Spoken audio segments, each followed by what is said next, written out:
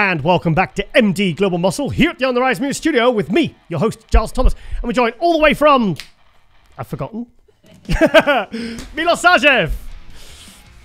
Hey, Giles, how are you doing? Milos, I just completely forgot where you live. Yeah, in Vegas. Vegas. Oh, God, how can I forget? Oh, yeah, because you moved to Vegas, right? Yes, I moved to Vegas. Yeah, I'm here since October. Do you like it? I love it, yes.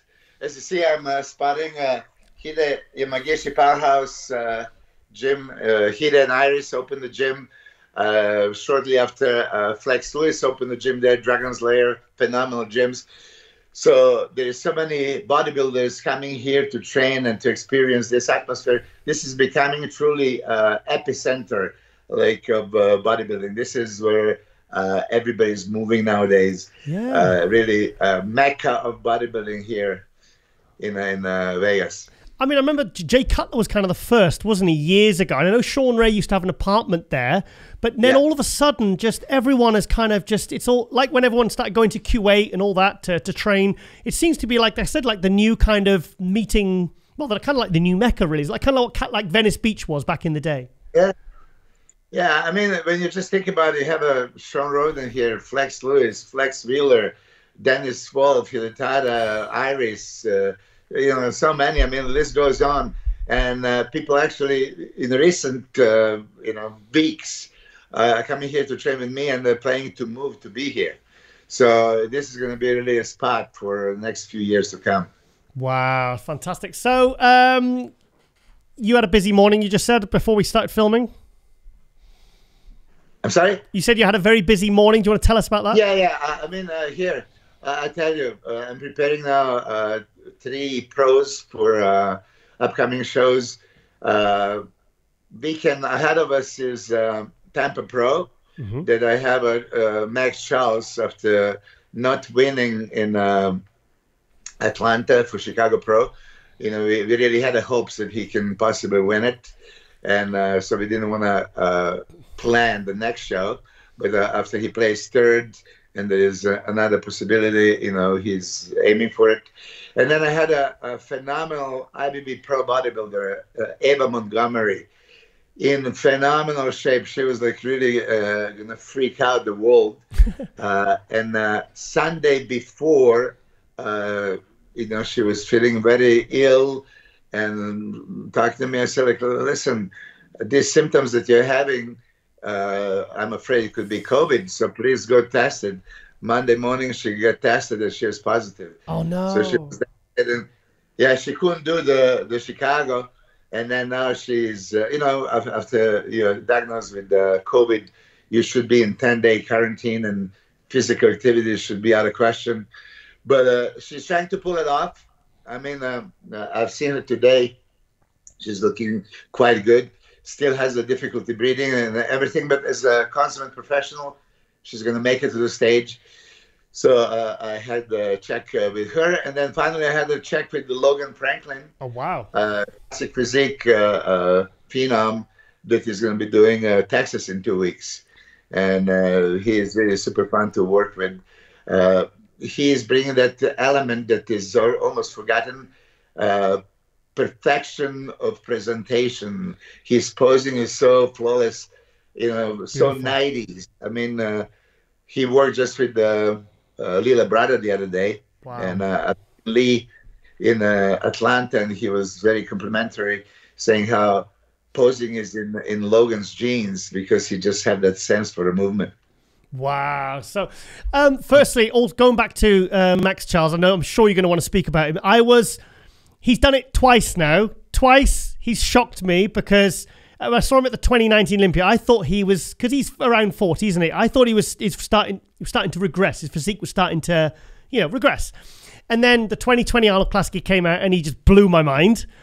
And then I didn't think he would do that again. I don't know why, but it's probably because he's such a quiet guy, maybe. But I tell you what, fair play. I mean, his legs were better. His front shots were sensational. There was definitely improvements in the back shots. Still needs a bit more, you know, like if he can do that, what he did with his legs. But yeah, fair play, mate. You did a fantastic job again. Yes, well, you followed the sport for a long time, and there's a lot of fans of Max Charles. There's every bodybuilder is bodybuilder, right? When you see so much width and thickness, roundness, crazy chest, crazy arms, crazy shoulders, great abs, you know, how can you not love him? But then there was always argument about, yeah, his legs are not matching his upper body, his back is not as lean as front, you know. So these comments, right? He took it to heart and started working big time. And it was apparent as soon as he came on stage that legs are way improved. Yep. And this is for a guy over 40 years of age. Wow. As you know, and everybody else knows, the legs at first that go. Back in the day when my legs were crazy, I really thought there is no way in the world I can never lose those legs. You know, you have that feeling because you feel the power, you feel the mass, you feel the strength. But what happens throughout the ages, yeah, your tendons, ligaments start creating problems, and then you don't have same stimulus during the training, and it's just starting to atrophy.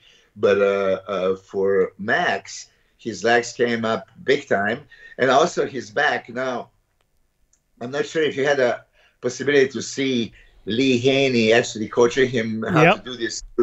I mean, it was the most wonderful experience of my life, really, because Lee Haney impressed me a million times so far already.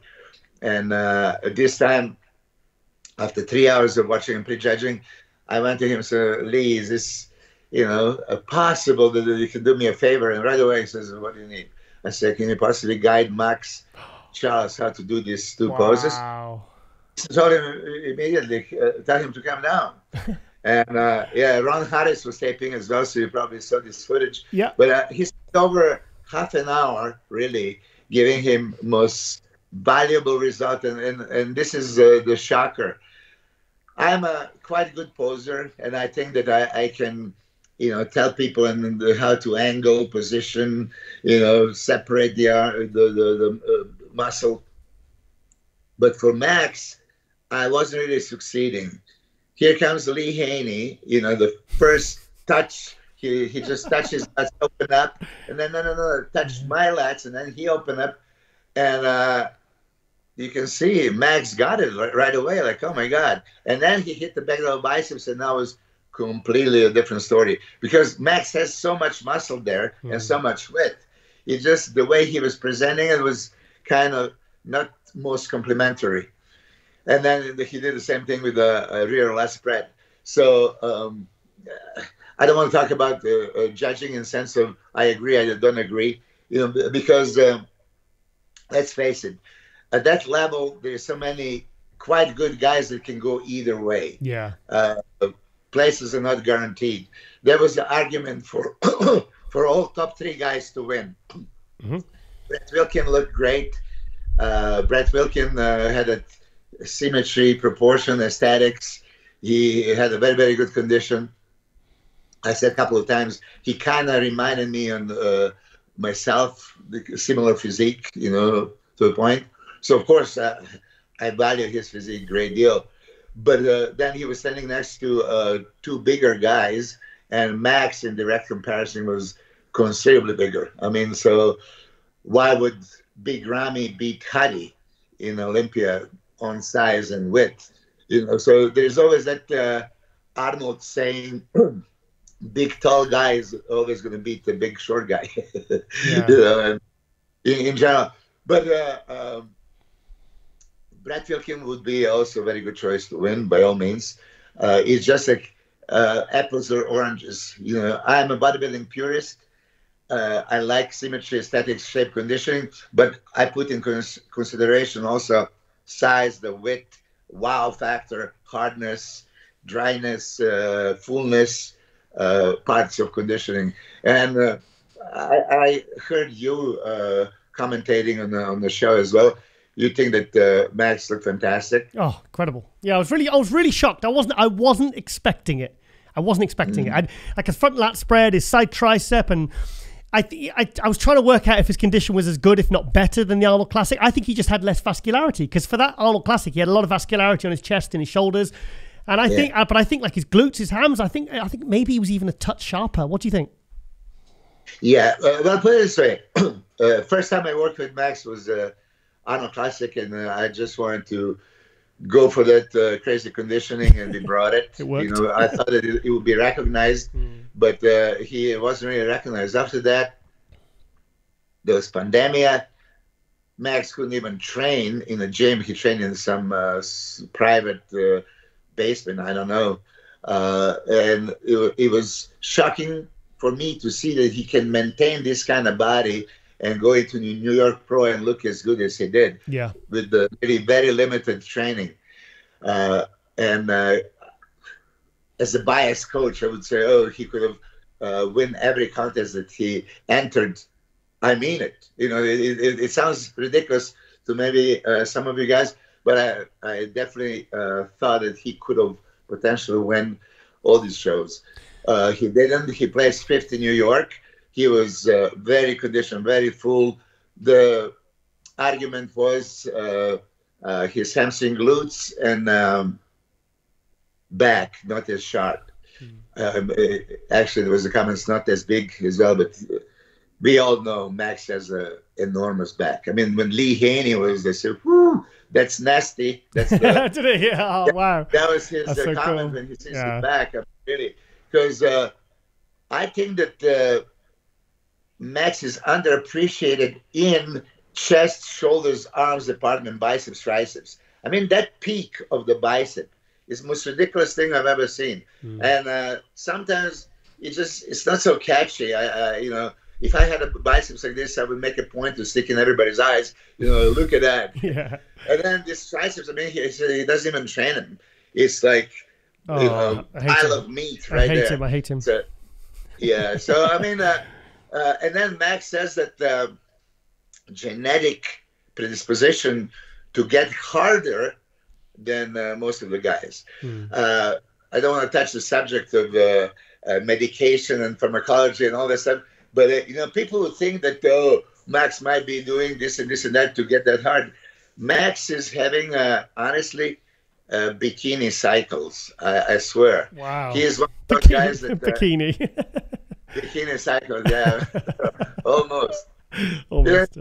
So I was super pleased with Max's condition and size. One thing about it, if you sometimes try to overdo it a little bit, you know, to get that just a little bit extra, he would lose in the leg fullness department. So you have to compromise a little bit to get that leg sweep. You know, maybe you sacrifice a little bit hamstring glutes, dryness, but we are still trying to figure out. And let me tell you, California Pro, he plays second. You know, all the due respect to Antoine, I love Antoine, but I don't think there was actually a show that I think Max should have won that show. Then we went to Chicago, and he was top 3 with the great. That's what there was. Akeem Williams and Justin Rodriguez. You know, being in that line, it was all great. The only mistake we ever did was prejudging of the Olympia when you know, I also fall for it. Okay, let's just go a little bit for extra fullness because this is Olympia. There is a big Rami, there is a big thick Bonyak and you know, Hadi and the guys. They're impressive in size department, muscularity, thickness. So the only time I would say you saw Max a little bit off was prejudging of the Olympia. At finals, he came spot on again, but it was too late. So going to this one, I know that Labrada was going to be a major favorite, and Rolly Winkler. So quick, sorry, before I interrupt.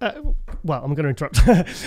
That's the 2 names I want to come on to next, is Hunter and Ruli. What was your take on them? Because last year you and Dennis James, when we heard it on the show, you were really hyping Hunter, and he won his pro debut, he was 8th in Olympia. He's come back this year, he's won this show, he's won 5 out of 6 shows that he's ever done. What was your take on Hunter? Has he lived up to the hype? Yeah, I mean, I remember first time when I told you that Labrada is a top 6 Olympia favorite, that you were kind of like, okay, Milos, you're overstepping a little bit because you still didn't see it. But I start from Labrada legacy and what Lee brought to the table. Yeah. 185-pound muscle perfection. Beautiful, yep. Managed to be all the way to the second place. Arguably, 1990 at that drug tested Olympia, he feels he could maybe take Lee Haney. But if you just come second to Lee Haney, the greatest bodybuilder of all time, I would mention this a few times, that it shouldn't really be debate about it. I think that when you 8 times Olympia winner, breaking the record that everybody thought is going to stay there forever, and then retiring at the age of 31, undefeated, that puts things in perspective. I mean, we all love Ronnie and what he has accomplished and the freak factor that he brought. Interestingly, you didn't agree with his own judgment that his 1998 Olympia was his best. 247 he was. 247. Huh? 247 he was. Yeah. Wow. I mean, but again, as good as Ronnie is, he had several questionable calls. Like 2001, I think there was a question, should Jay Cutler beat him? And then Kevin Lebroni 1 year, I think 2002. And then he lost 2006 to Jay. He lost to Jay again at the European tour. Then he came back 2007 and didn't do good. He also lost to the Gunter 2002 GNC. Yeah. So, I mean, when you just look at the records, yes, we're also impressed with this crazy size that he brought. But when you think about it, Lee Haney and his dominance, first ever Mr. Olympia that I've seen, 1988 in LA. I remember I was a kid and I was so excited. Everybody's coming. And I remember that moment because I wasn't a bodybuilding expert. I was just, somebody that trains and wants to get there. But this is first Olympia, first time I see best bodybuilders. Let me look at it. And they're all walking. And the second that Lee Haney turned to the audience and the judges, the show was over. I swear to God, that was like, wow. There were the guys, and there was Lee Haney. Yeah. I mean, that was the difference. Sorry, are you talking about? Sorry, are you talking about '88, the Californian Olympia? 88. Yeah. Incredible. Yeah. 88. Game over. And Gaspari was second. Betty DeMay was third. I know there was Labrada, there was Gary Stridham, there was Brian Buchanan, Jim Quinn. But it was apparent how much better Lee was. So with the emergence of a Dorian Yates, a lot of people say that, okay, well, he couldn't take a Dorian. I mean, I'm 100% positive that 1992 he would beat Dorian, and then if he would see the threat that Dorian represented, maybe he's going to go for that exercise. So could Lee go for that exercise. Yeah, potentially. I really think when you think about it, the biggest Lee Haney is his last show. Yeah, so 91. He put it together. So does it mean that he could have, put the more muscle? We are talking about the 31-year-old. Still Lee young, Haney. very young. Yeah. We are talking now about, I think, 41-year-old Max Chuck making great improvements. But we were talking about Labrada. So, with social media and all these pictures that are coming out, that we all see that the Instagram bodybuilding championship, before you step on the stage, you can monitor. Hunter Labrada is not hiding anything. He doesn't hide his diet. Yes. He gives exact menu, training and all that stuff, and I appreciate that greatly. And posing and everything he does, you could see he had zero fat. So when me as a coach, and if I would be an analyst and a judge, it's like, okay, he's lean, he's there, and he's complete. Nothing is missing. Wide shoulders, small waist, sweeping thighs, good calves, round muscle bellies, everything is there. Is he going to put it together and come dry? Because, as you know, a couple of shows at the Tampa that he won with no problem, but he was not greatly conditioned. There was still kind of watery. And then Olympia was pretty much the same. Yeah. So The second he stepped on the stage, you could see already that there was not really it. But then during the prejudging and finals, it was actually even getting worse. Right. You know, so yeah. Milos, if you put Nick Walker with Hunter at the Olympia, who beats who?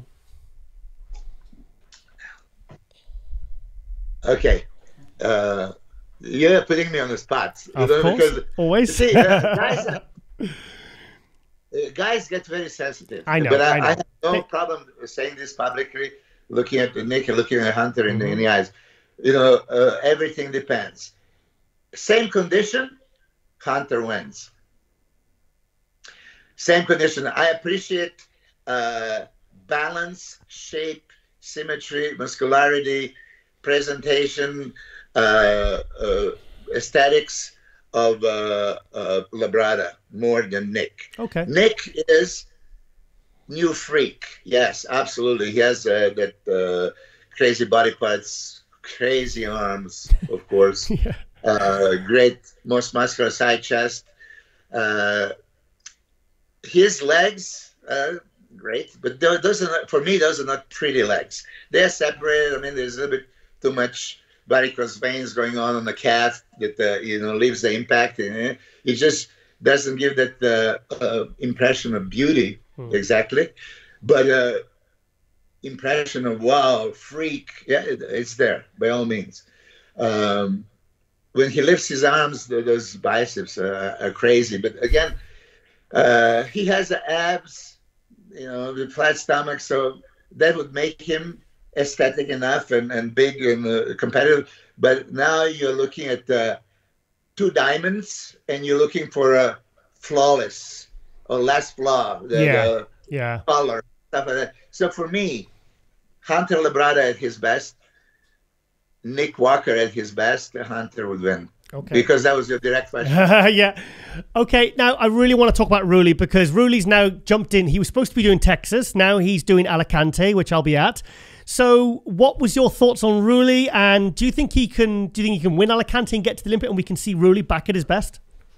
I am positive you will. I'm positive you will. I mean, I did talk to him.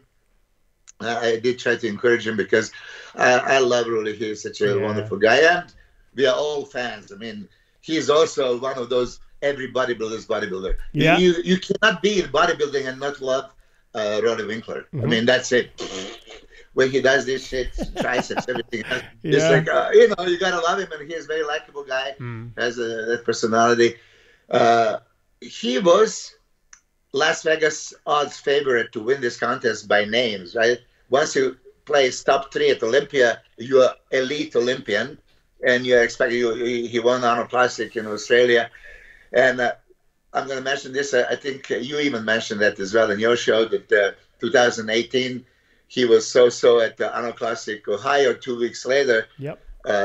You know, I actually saw Ruli in Tony Doherty's gym training 2-3 days before the show. And I asked him, can you pose for me? And he says, okay. And he posed, and he shocked me. I mean, he looked crazy. I said, why didn't you bring that on the waist? Yeah, everything was phenomenal, right? And he brought it on the stage. Yeah.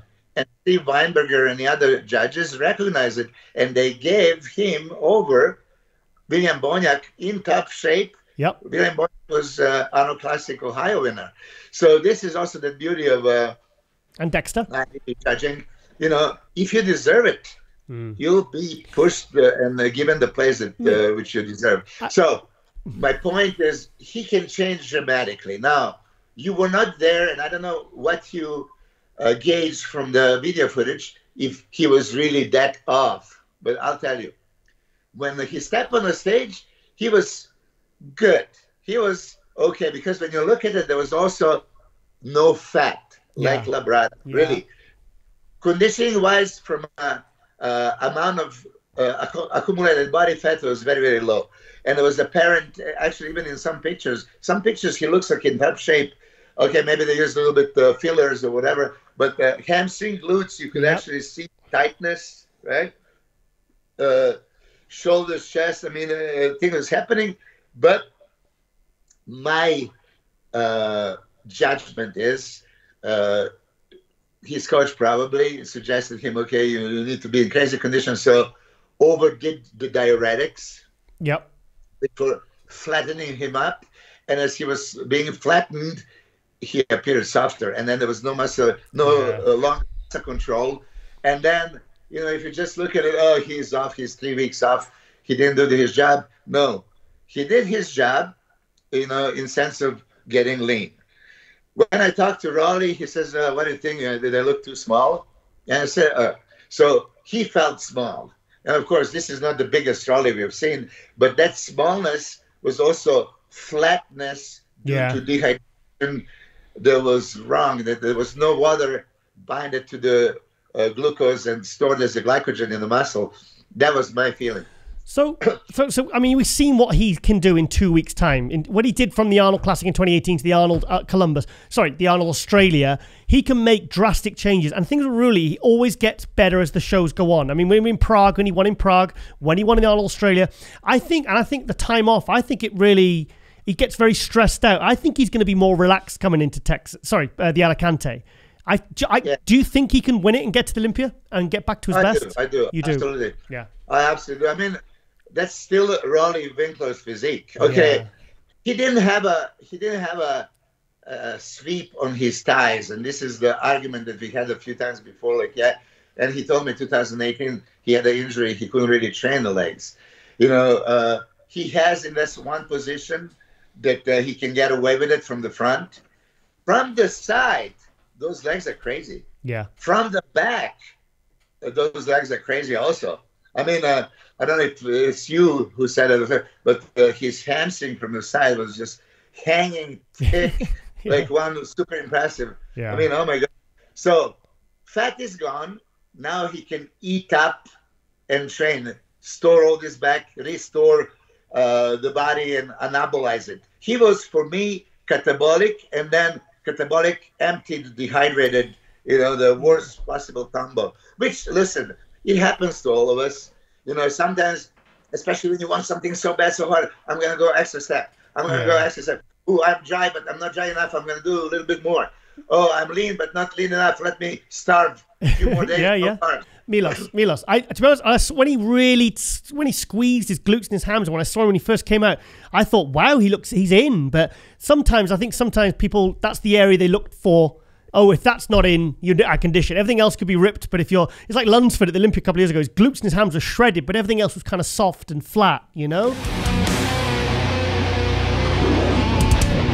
And welcome back to MD Global Muscle here at the On the Rise Media Studio with me, your host, Giles Introduces, and we're joined all the way from Texas, Steve Kuclo. What's up, Giles? Good to be back on. Steve, I can tell you're 2 weeks out, mate, because you were literally on the minute, on the second it turned 9 o'clock. You're like, I'm ready to go, mate. So, let's do it. How you feeling, mate? You're 2 weeks out from the Texas Pro. How you feeling? Man, I feel, well, that's kind of a double-edged, sword on that question, because it's like, I feel good in the aspect of the way my body's coming in, the way my mental state. I feel, I'm very motivated, excited to get on stage. Obviously, through prep and being 2 weeks out, you're a little beat up and feeling kind of crappy there. But there's kind of that saying I always say. I said, bodybuilding is you look great but feel like crap, or you feel great and look like crap. So I'll take the first part of that and be like, around the show. So we got to just buckle down, focus on what we got to do. So when do you really start feeling? Because when I competed, I used to feel like that. I knew when that 4 week mark was coming, I started getting nervous. I thought, oh no, here we go. Now it switches from a physical game to a mental game. And it's like you've literally got to try and really harness the power of your mind to get through those next 4 weeks.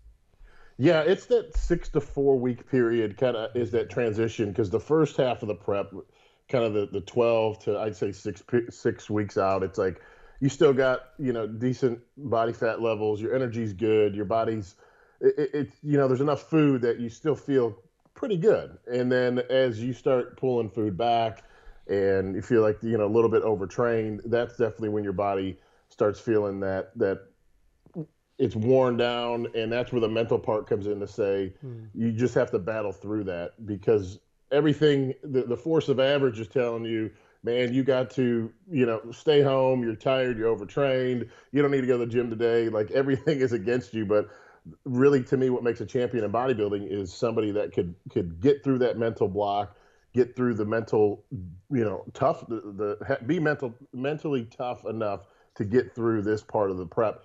And it doesn't get easier until, like, I think about a week out is when I kind of see the light at the end of the tunnel, and you're like, okay, let's go. Like all this work and all the sacrifice and all the beating the crap out of myself now is going to pay off. So, I mean, 2019, you got 6th place in the Mr. Olympia. Then you went to the Arnold Classic and you got your best placing of 4th place. And you've not been on stage since. How is that? How are you feeling mentally being off stage kind of that long, even though it's only really been, what, a year and 4 months, 5 months? I know. Everybody, I was just had this conversation with my wife last night about it's like people had amnesia last year. They feel like I've been posting pictures and, hey, I'm 2 weeks out, 3 weeks out. And everybody's like, I haven't seen you compete in so long. And I'm like, really? It's only been like a year and a half, I guess. So they make it sound like it's been 5 years. But I think that break was well needed. I think with everything going on in the world, and then for myself, it was a good mental break, a good physical break. I still train all the time. It's not like I take 2-3 months off training. I love to train. It's kind of just ingrained in me. But I think the mental break and just also gave myself some time to heal up a little bit of just kind of nagging little pains. I'm not going to say injuries because I wasn't injured, but shoulder was hurting a little bit, and so I had some stem cell stuff done we talked about before, and that really helped kind of the recovery to make me feel like, man, I'm really energized going into this prep and starting in a good mental spot, not like, man, I'm exhausted. I just did all these shows, and and I wanted to kind of keep the show somewhat condensed. I didn't want to prep, from March to October and do all these shows. So to me, trying to strategize how I was going to, what shows to do this year. Obviously it made sense. Texas in my backyard, and seeing it when that show was put on the schedule, it was like, man, this not only is this my backyard.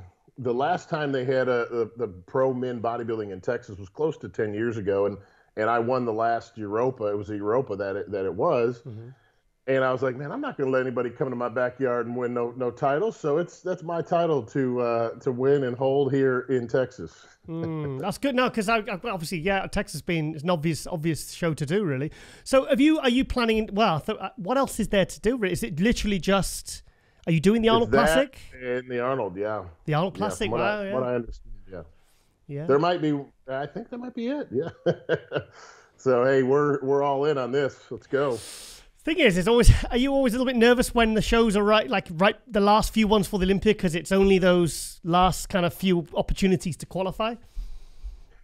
I wouldn't say nervous. Maybe it adds a little pressure, but it's good pressure. It's pressure that's like, okay, hey, there's no, you can't miss your mark. You got to be on point here. So that's, I use that, harness that pressure and to, I think, just work harder and just try to absolutely, be my best. Yeah. And I think ultimately that's what we can do in the sport. I can't worry about what other guys are doing or how they look. Seeing, the last few shows and how guys, like Hunter coming off the W and, Akeem and some of the guys that, were favorites kind of going into these shows. It was good to see, where guys, kind of stacking up and seeing, how guys are coming in. And so far, I mean, this year's been phenomenal. There hasn't been a weak show. All the competitors look amazing. So it just encourages me, motivates me to just make sure I bring my A game. Were you a bit gutted when you heard Rowley was doing Alicante instead of Texas? Was I what? Are you a bit gutted when you saw that Rowley was doing Alicante? Because originally he was down to do Texas. He said Texas Pro next stop, and then it was announced that he was doing Alicante. I was hoping he showed up to Texas. We'll go ahead and knock that giant out right away. Yeah. So, do you regret not doing the Olympia last year? No, like I said, I utilized that time to kind of get my body right. I had November is when I had some stem cell treatment on my back and shoulders, and that really, really helped go into this prep. My body feels like I did when I was 25. I feel like, nothing's really hurting. My strength is there. I mean, training, just everything is dialed into a T, and I'm just really excited I'm seeing some new stuff this year with my physique, like that, some 3D look and a little more thickness from front to back. And it's exciting to see all that little extra time and detail that's coming in, especially with muscle maturity and my age and a little more graininess. And it's like, okay, all the pieces are coming together. Was it got the 2018 Arnold when I saw you there? I was sat watching it, and that's when I said, "Oh, Steve's finally leveled up." It was because you always look huge and shredded from the front and the side, but from the back you kind of lack that detail. And it was like Akeem did in 2019, where you turn around, and you're like, "Yes, finally they've really got the formula right, the detail in the glutes, the hams, the lat striations." I think if you've done that again, I think it's going to be very interesting this year for you. Yeah, and I think it's going to be that plus a little more detail, and not to try to play the size game, but my body has just really grown. Like it's kind of I think it's just filled out the few little spots that I was trying to fill out. My back's a little bit more detailed, and I think my lats have come out more. My chest and shoulder. I mean, my shoulder's always been good and dominant, but shoulders. No problem with your shoulders, mate. No problem with your shoulders. My chest is matching my shoulders. Fantastic. Everything is flowing really well, and I think that's one of the things about my physique that I kind of would say that is a strong point is there's not a lot of weak points, and it flows really well. It's not like I just big arms or shoulders and then kind of okay through the back and okay through the legs. Like it's just from top to bottom, and that's to me like what I want to harness and bring to the stage to make it like, hey, this is my package, and make it undeniable, And I noticed that from those progress pictures you posted was it last week? I noticed you still kept the waist nice and tight, mate. Yeah, that's the other thing too. That's tricky. It's I got away from a lot of the like overly heavy compound type stuff that may thicken up the waist and hips and kind of so I'm not like doing crazy deadlifts from the floor and stuff like that, and just really training smart and obviously to protect my body, and then try to we're all of one of the best things I ever heard. Bob Chickrillo told me advice, because I was always the guy like throwing 5 plates on the bench and deadlifting 500, 600, 700 pounds, and just in my early 20s. And he came up to me, he's like, "Hey, when's the last time a judge asked you how much you bench press?" And I was like, "Never." So I was like, he goes, "Lift smarter, you're gonna have a longer career." Like, so I definitely took that advice and made sure, like, in my trainer Gina Davis is very like keen on what my body likes and what it needs, and exercises that we do to match what my nutrition is. So everything is just really dialed in this year, and I'm excited. These progress pictures, how many weeks out were they? That was 3 weeks out. 3 weeks out. Wow. They got reposted. I was doing a photo shoot with Iron Rebel, and I was like, I got to take some progress pics. And then Kyle, the photographer, was like, "Can I take these?" I was like, "Absolutely." Anytime you can get a professional camera versus a cell phone, I mean, you're going to get much better pictures. But we took the pictures. They got reposted, and people were like, "Man, those are old pictures. They got to be like before Olympia." I was like, "No, actually, they were from yesterday." So. I don't post bullshit out there. What you get is real, and that's it's me. I mean, I'd be excited if I saw those and they were 1 week out, because you did. I looked at all the shots, every angle. I was like, hang on a minute, that's how he normally looks when he's on stage. So you're ahead of schedule now. Look, if you're looking that good 3 weeks out, you're probably no wonder you're smiling now. Yeah, it's encouraging, because all the work and all the sacrifice and beating yourself up, it really, like I told my training partner, I said, if you didn't see the results, this would be absolutely terrible. But seeing the results is what makes it, motivating and just to kind of keep going and going in the trenches and doing the work. Yeah. Well, I think also because we like a good matchup, because I mean we have all the levels of where competitors place, and like last year it was very tight between you and Sergio. You beat Sergio. Sergio was 5th. I'm really excited to see you two on stage together at the Arnold to see how you compare. Like say, I'm looking forward to seeing Iain Valliere against Hunter and Nick Walker, because that kind of similar level, So the two guys I'm looking forward to seeing you go up against are Sergio and Akeem Williams, because he took your 6th place at the Olympia last year that you might have got. So that's the two I'm really, because obviously you're all progressing as well. So it'd be interesting to see where you all kind of how you look up against each other, see who's been doing the work. Yeah, it's definitely the new way, kind of a new wave of competitors. You have your younger guys, like you said, the the Hunter and the Walker and those kind of guys are kind of we'll call them the rookies of the group. And then a little more veteran like Akeem, myself. Sergio's kind of getting to that veteran point, but he's still young and kind of new on the circuit. But, and then the older guys that just from last year kind of, done and retired, the Dexters, the Victors, Phil's, I'm assuming probably done. So the kind of the old guard is now moved its way out. Now it's like us to take the reins and be like, okay, it's our turn to shine. It's our turn to be in that top 5 call out. And, I think that everybody you mentioned there is an absolute, has the potential to be there and do really well. So I asked this question to William Bonac, and which of the new guys impresses you the most? Who's the one you think, yeah, I've got to watch this guy? It's a good question. New guys, I would probably say Hunter out of that group, just because his physique is, it flows really well. It's a really clean physique. He does a great job at showcasing it, and I think he's got I'm a fan of the physique. So that would probably be my pick on that for sure. That's exactly what William Bonac said. It's going to be exciting. Like you said, there's some matchups to see because how, say a show like starting the year off, the New York Pro, where Walker and Justin competed. Yeah. That wasn't a very deep field. And so, Walker stood out and everybody's like, oh, Nick, so let's get him on a stage where you're going to get against some top tier guys and then see where they line up. So to me, that's going to be exciting for the bigger shows coming up. The Arnold, the Olympia, you're going to see, be able to start placing some guys next to each other and be like, okay, like now that they're next to the big boys or the A-tier guys, it's just that's where you get a real comparison of where somebody stands, We spoke last year about the Arnold Classic, and you said that's a show I really want to win. Were you excited when it finally got announced and it was 2 weeks before the Olympia? Yeah, it did work out to be a perfect time. Obviously, you're kind of anticipating it being in March or the beginning of the year, but it didn't quite work out. And I, for a while there, I was skeptical that it was not going to happen. I was like, it's probably not going to happen. They don't have time to plan it. They're not promoting it. There's no way. And then when I got the phone call saying, hey, we're looking at kind of locking this in September, would you be? I'm like, absolutely. I'm like, especially being, 2 weeks out gives you enough time to make some.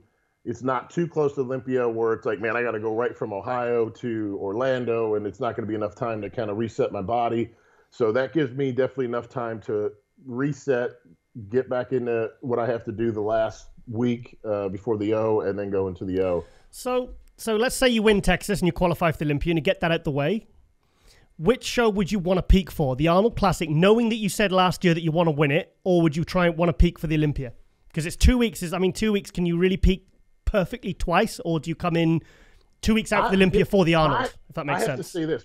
There's guys that do fade as they go along, and it's just my body does really well and I kind of proved myself to myself back in 2014 when I went overseas, did the tour with the guys, and I did went to like it was Olympia, and then went to Dubai, went to Prague, Italy, Finland. I did like literally 5 shows in the matter of 2 weeks. Yeah. And when I did that, it's knowing how to not to peak without having to overly do anything crazy for your physique.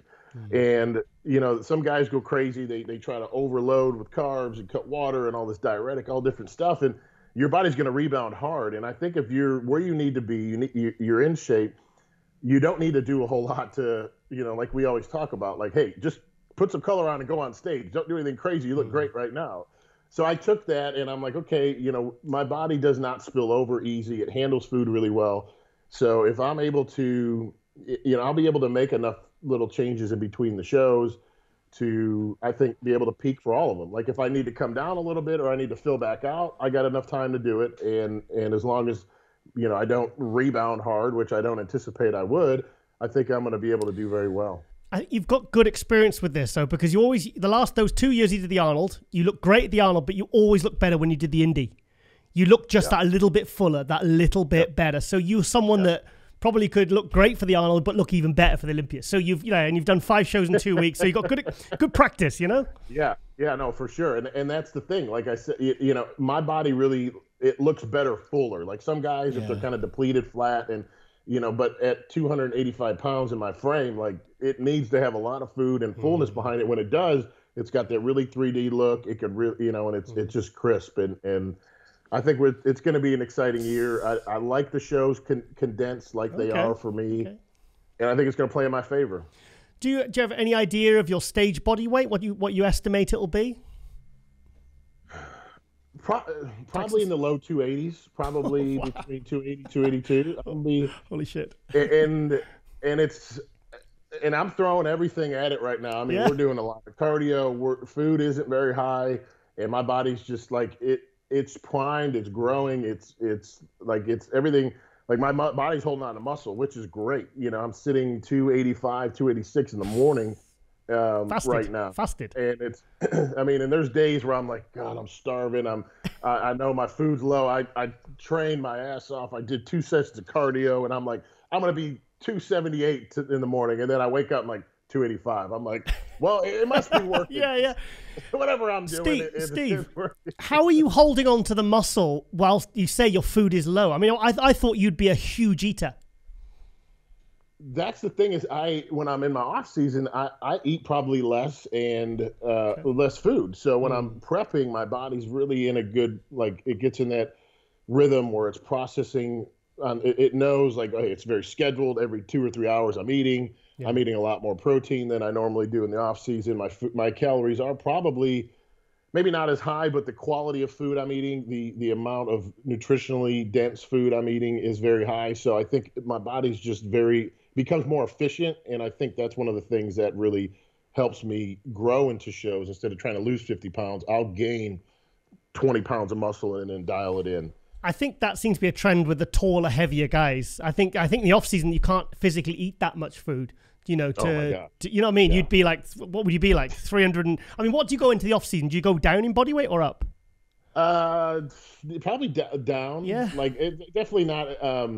I recomp going into prep, so I have the last 3-4 years I've kind of I started in the mid to high 270s, brought my weight up to like 290, and then kind of floated in the 280s, and that's and it's one is it feels healthier, and two it's just I think a better way to prep because I'd rather grow into a show than try to drop all this weight and then try to play this my body's losing all this weight now I got to try to fill back out and all this. So if I could keep it close to where I'm going to be on stage and just refine, it's I think just going to be a better overall look, and it's proved it the last 3 years. Yeah, because that's when you leveled up. That's when things really started happening, and it was like, right, this guy he's really started pull it together now. So, and obviously you probably know what question's coming next. Please tell me you've put a good posing routine together.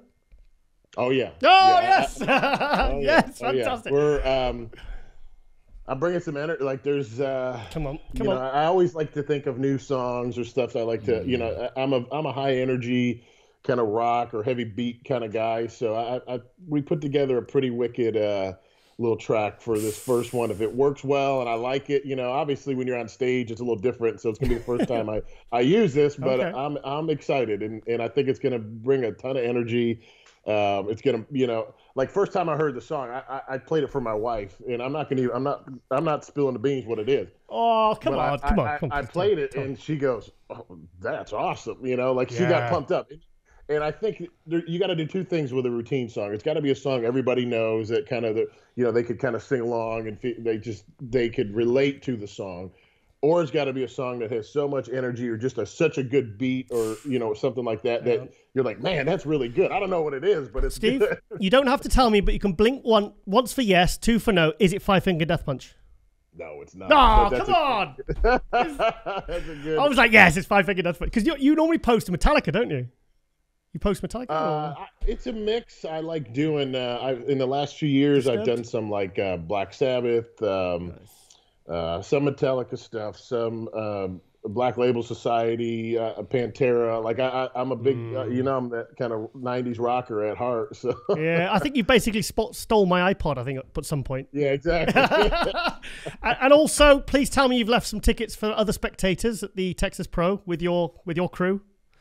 Ascending. I don't know. There's going to be. I mean, everybody I know, they're like, we're coming. Nice. So it gives an opportunity for people that would love to see me compete or that know me to be able to come out. And I think that's one of the cool parts to being able to compete in your own backyard is having the support system there. Obviously, mom and dad are always going to be at every show. Jerry, my wife, the whole crew will be there. Nice. But I think the friends aspect and the people that wanted to see me compete in person, that's going to be pretty big. So that's going to be an energy booster right there. So that's kind of the home field advantage for the old King Snake. Oh, nice. And you know what? I'm feeling very sad because I can't watch the live stream because I'm going to be in Alicante doing the live stream commentary for them.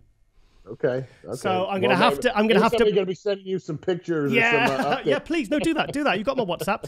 So what I'm gonna have to do is I'm gonna have to watch the replay and I'll do a review for Global Muscle and I'm gonna really scrutinize that posing routine, mind, because because I keep pushing you, I keep bullying you to make it extra perfect. Hey, I can't pull a Kai Green and do all the funky moves, but for a big white boy, I'll make it work. Oh, nice. Fantastic. All right, then, mate. Well, I know I'm being mindful of your time because I know you're 2 weeks out and, I can hear your tummy rumbling. So, yeah. so okay, mate. Well, I just want to wish you all the best. Get you on, like I said, before the Texas Pro. And we're all excited to see you back on stage, mate. And just excited to see you at the Arnold and see if you can improve on that 4th place and improve on that 6th place at the Olympia and get into that top 5 and really kind of keep moving up because that's what you've been. You've just been a steady progression, in the last few years, last 3-4 years. You've really started to get that formula right. And I think there's a lot of people really anticipating seeing what you're going to be bringing on stage, especially with those 3 weeks out pictures where you look like you did on stage, So hey, we're gonna bring a new, I think, an improved new package that's got some new funky stuff going on in a good way, and I'm excited to show it. I always appreciate you having me on, Giles. Your support and you doing what you do for the bodybuilding community, highly appreciated. So I won't disappoint you, and we're gonna kick some ass. Thank you, Steve. Right on, Steve. I'll let you go, mate, and all the best for the show, and I'll hopefully see you very, very soon. Let's do it. All right, thanks, Steve. Bye.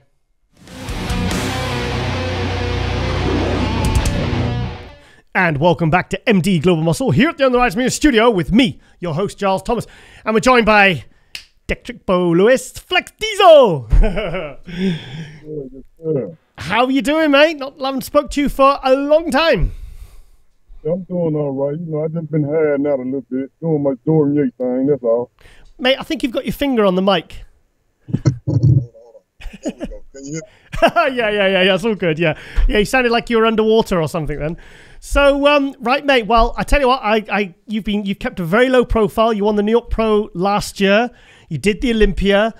And then all of a sudden we saw these progress pictures of you just, a couple of weeks out from Tampa. Mate, you're looking absolutely sensational. How do you feel? I feel good, Just been working, grinding, trying to make the improvements that I was told that I need to make on my body. That's all. Yeah. So, literally, obviously, what did you get the Olympia last year? It was top 10, wasn't it? Yeah, I placed 9th. 9th. You happy with that? Huh? Were you happy with that? Nah. Yeah. Yeah, you wanted top 5, didn't you? Yeah, I got to have that top 5, That's what I train. I train to win, but, it's a different ball game when you're at the Olympia. Everybody at the top of their game in the top 5. So for me to crack the top 5, I got to be at the top of my game too. What was that like doing your first Olympia? It was, when you see it on TV or see it in a magazine and stuff like that, or how you watch YouTube and they be showing everything in the back and how they move around. It's a whole lot different. It's a very good experience, a very good feeling. Yeah. Yeah. So you're just doing Tampa, correct? You're not doing Texas as well? No, I'm gonna go win Tampa, and I ain't doing. I let somebody else win Texas. Yeah. So your body, what was your body weight? What did you weigh in for at the Olympia and the New York Pro last year? The New York Pro, I weighed in at 211. Oh wow! And the Olympia, I think I weighed in 205 or 206. I tried to come in downside just a little bit, but a little bit sharper with the conditioning. And that I think I hurt myself with that look right there. I should have brought the same look that I brought to New York with just a little bit better condition. I believe I could have cracked the top 5 with that look. So you're 1 week out now. What's your weight sitting at now? 213. So you've come down nice and slow, nice and steady. Yeah. I'm taking this one real easy right now. Yeah. So after the Olympia, what improvements did you feel you needed to make to your physique? You know, I needed more legs anyway. I needed my back to be a little bit more better, you know, separated a little thicker, and work on my posing. So I went back and did all those. I brought my shoulders up a little bit, downsized. Well, I ain't downsized, but I started training my arms again till like not too long ago. So my shoulders can stay bigger than my arms, but they still look proportional. So your overall proportions are much better now. Yeah. I think, to me anyway, I like it. Thing is, I mean, I've not seen a front shot. I've seen, because your side shots, I mean, they're just mind blowing. I mean, you probably win a show as soon as you hit your side chest, your side tricep. You know, your quarter turn, your side chest, your side tricep. Those are your best shots. How have your other shots improved? Yeah. Oh man. Wait till you see this front double. Oh, here we go. So what? Tell us. Yeah, that front double. You know, at first I was just going through the motion of just hitting it in. You know, after you see some things and you work with some people, you understand that it's a difference between posing. You know, no disrespect towards nobody. Posing like an amateur, that at the beginning of your ride, to posing like a pro when you already there. Yeah. So I had to work with somebody and see what they were saying and listen to them about how I was posing, and they fixed my posing. Oh wow! So my front double, yeah, I'm hitting the front double. Okay, it's all right, but now when I hit the front double, yeah, you know I'm there. Yeah, good. So, because like I said, you want all your compulsory shots to be as good as each other. I mean, if you could get everything as good as your side shots, you're going to be a threat in every single show you go into. Yeah. Wait till you see that back double. So who is it, Kenny Wallach, or who have you been working with? Yeah, I work with Kenny Wallach on my posing. Ah, yeah. Fantastic. So it's all worked out for the best then? Yeah, you know, the man got an eye for the posing. You know, I'm looking at it like, okay, I got a good side, chest side, tricep, okay. But he was like, hey, no, do this and do that. And when I did it, when I tell you I look like I put on 5 pounds with just wow. See, yes, it's so important. So important. Yeah. He helped me out a whole lot. So how you feeling, mate? 1 week out, you excited to compete again? Yeah, I can't wait. You know, go on, son. I love that fun. It's fun. I love seeing my guys too, though. That's what I miss the most. You know, it's a competition, but I love seeing my guys there. Yeah. You know, me and a couple guys, we keep in touch. We talk. You know, I like seeing them guys. I got some good guys that I talk to. So do you know who you're up against at the 212 in Tampa yet? No, I'm just up against me. That's all. Yeah. Not to sound cocky. No, you know, I'm just trying to beat my look from last year. That's the best way. Stay, like Sean Roden says, stay in your own lane. Yeah, that's what's on me, and I'm walking my own lane. Yeah. Well, I mean, obviously, we're going to try and get that top 5 at the Olympia this year. So, you know, there's some good 212s, man. Some fantastic 212s at the moment. So, what do you think to all the new faces coming into the 212 this year? I think it's good, though. It's making the 212 look good, you know. It's time we shine like we supposed to, you know. We 212, we ain't the bigger guys, but we big guys. And the 212, you can take anybody from 1 through 10. We in shape. We got condition, and we ain't looking good in just one pose or 2 poses. We looking good in a lot of poses to where I wish, you know, we can get a little bit more, put us back in the honor, you know. That'll be a good thing to start off with right now. Yeah. If you just think about it, if like when the Open do the honor, you already whoever win the honor in the Open, you already a front runner. So why not make it like that for the 212? Put us back in the honor class, and you can hand pick some guys or whatever you want to do, invitation. But you put us in the honor and watch how many guys show up. And okay, there it is. Cause the honor is the second biggest one. So why not give somebody a chance? You can place top 2 or 3 at the Olympia, and somebody win an honor. So why not? Then the 212, we shining this year. Yeah, I think personally, I think when Flex Lewis, Eduardo Correa, kind of stepped back, Jose Raymond, I think there was a year or two in it with it leaving the Arnold Classic as well. There was a year or two where it was kind of like, look, we need some new faces to come in and really start shaking this, keep this category really thriving, And I think in the last year or so, there's been people like yourself and, and people like Jason Lowe and now this year we've got Nathan Epler, Tony O'Burton, and there's so many new guys, Angel Calderon, Ole Crivier. There's some really fantastic new guys. I mean, obviously we've got Kamalo Gargan, we've got the defending champ, Sean Clarida.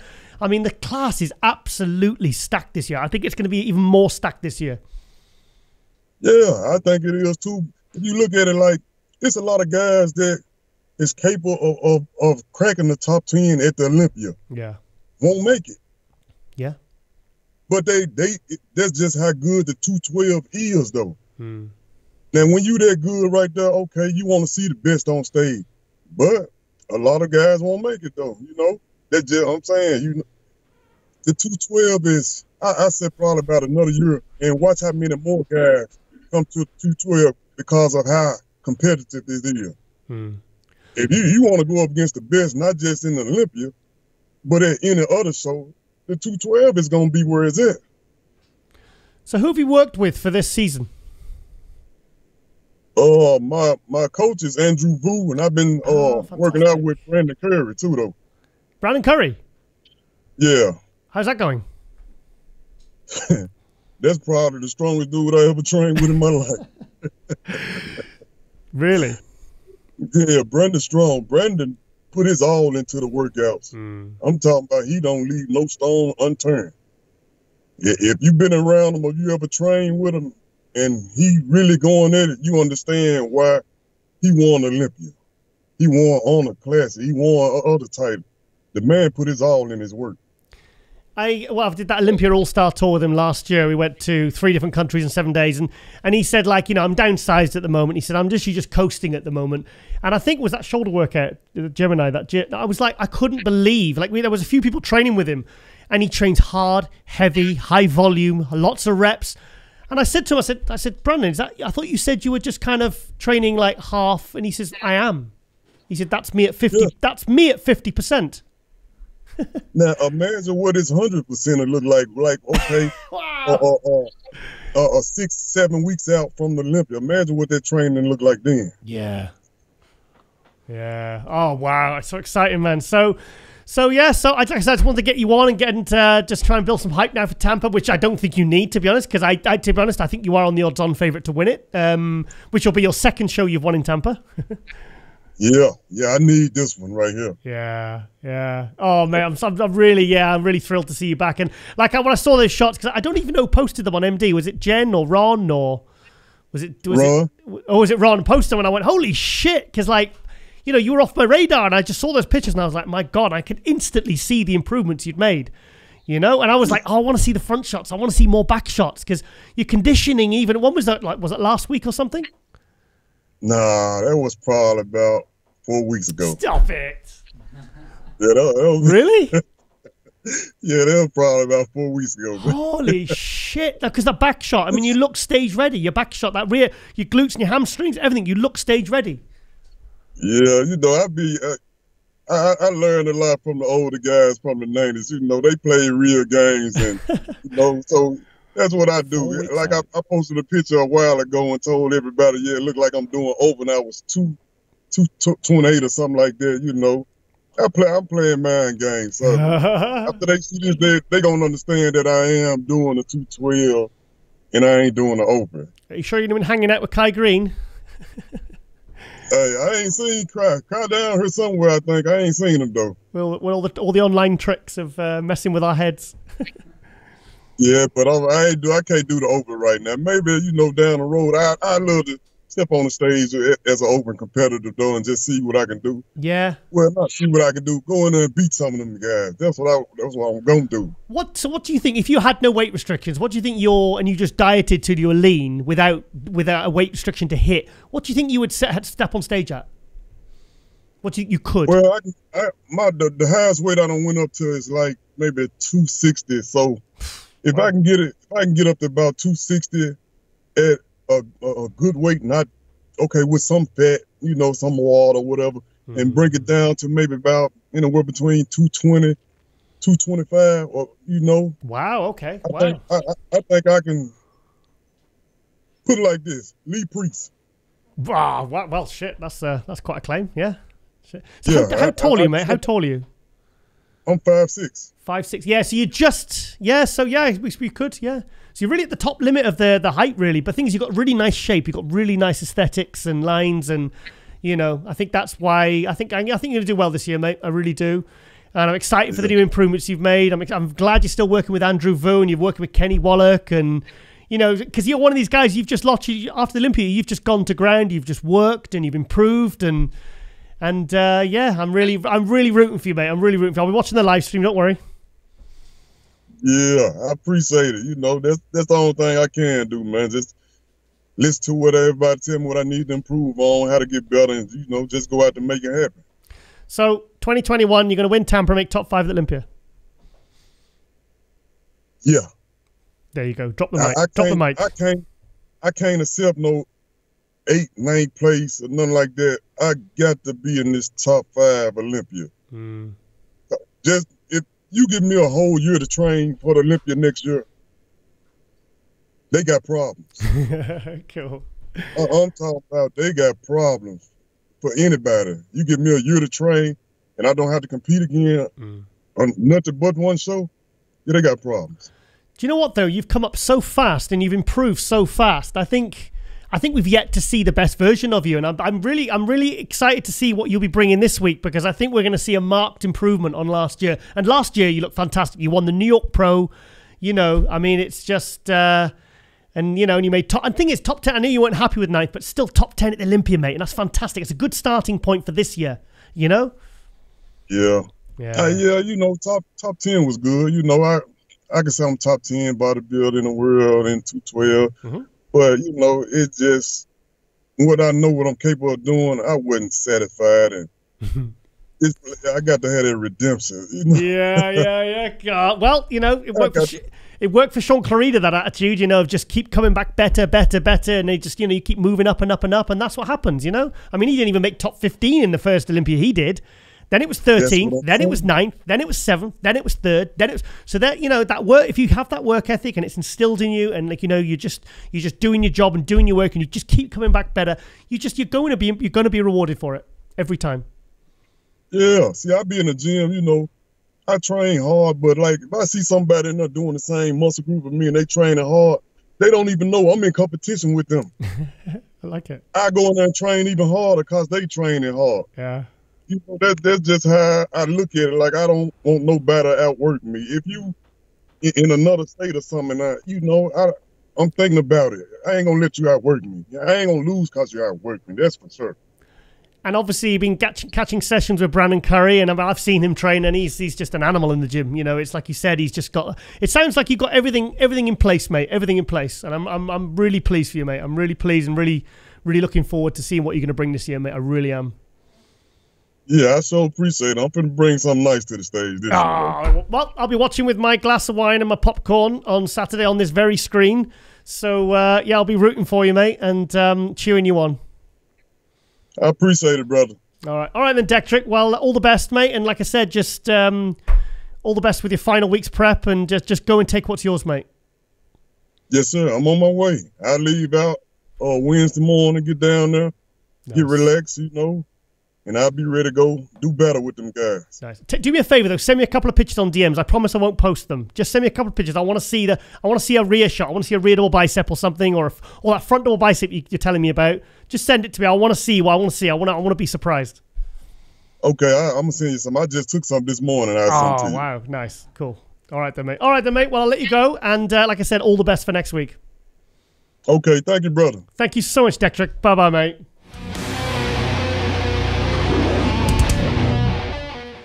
And welcome back to MD Global Muscle here at the On the Rise Media Studio with me, your host, Giles Thomas.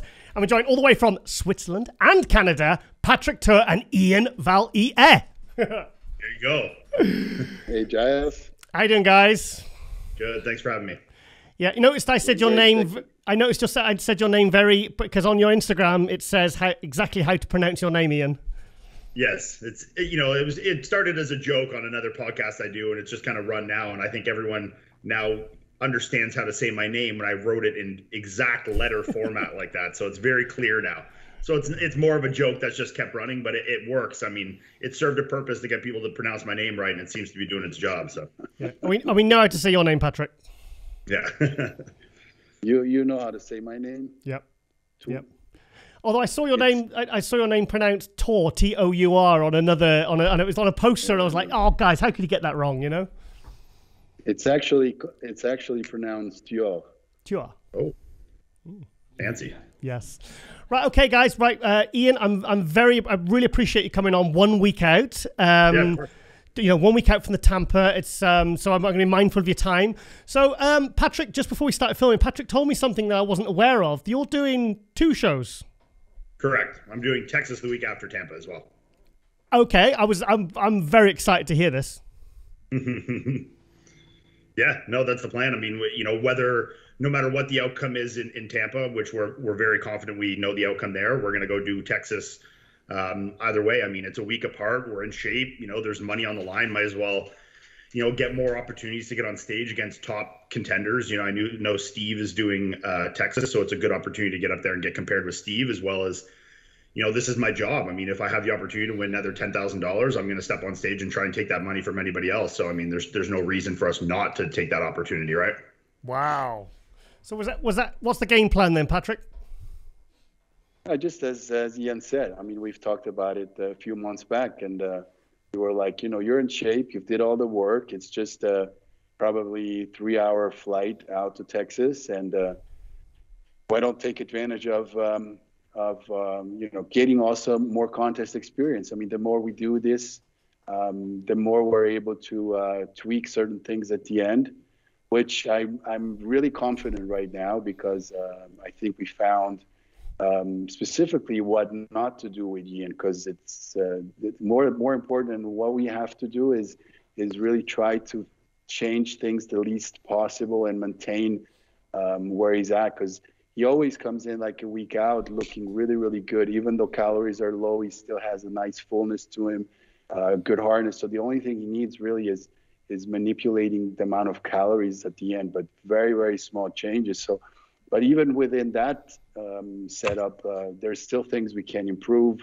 And having one more show specifically back to back just gives us an opportunity to kind of, maybe not try out, because you don't try things once it's competition there, but maybe tweak a little things a little differently, just in the amounts of food and water that we use, for example. So, I mean, really, I think that 7th place at the Olympia last year, that was just the all-time best version I've ever seen of Iain. I mean, Iain, you look absolutely sensational. If you compare that to the Tampa, you compare the Tampa and how you look towards it, the Olympia, I mean, it doesn't even look like the same guy. Somebody posted some pictures of a side chest of you next to Hunter, and I thought, hang on a minute, are they Photoshopped? Because Iain looks like he did like 3-4 years ago, and it just in the space, you really it doesn't, like I said, it doesn't even look like the same guy. Yeah, I mean, I think less so than, it's exactly what Patrick said. I mean, it's, with me, it's a thing of more of less what to do, like more what not to do than what to do. And I think in Tampa there, we just, did some things that we obviously took that intel, and it was things not to do. And then when we did New York, we took those things and we didn't do them, but we went the other far end of the spectrum on doing very, very minimal. And then we've kind of learned both ends of the spectrum there. And then we perfected that look going into the Olympia, which, obviously I believe I made improvements from muscularity standpoint and training standpoint between Tampa and the Olympia. But I mean, in reality, it was only 2 months, 3 months in there. Yeah. So it wasn't like I built an entirely new physique in that time. That physique was there. I mean, the work Patrick and I had done over the last, 18 months was still there. It was just in Tampa, we did a little too much that, really took away from a look that I was capable of. And the Olympia just really showed what I am truly capable of. We set that bar high now, and we expect to and know we will improve on that once again this weekend in Tampa. So, Patrick, what were the biggest differences between, say, how you prepped him for Tampa and what you did for the Olympia? Because, like I said, there was such a disparity. Well, I will try to make it simple.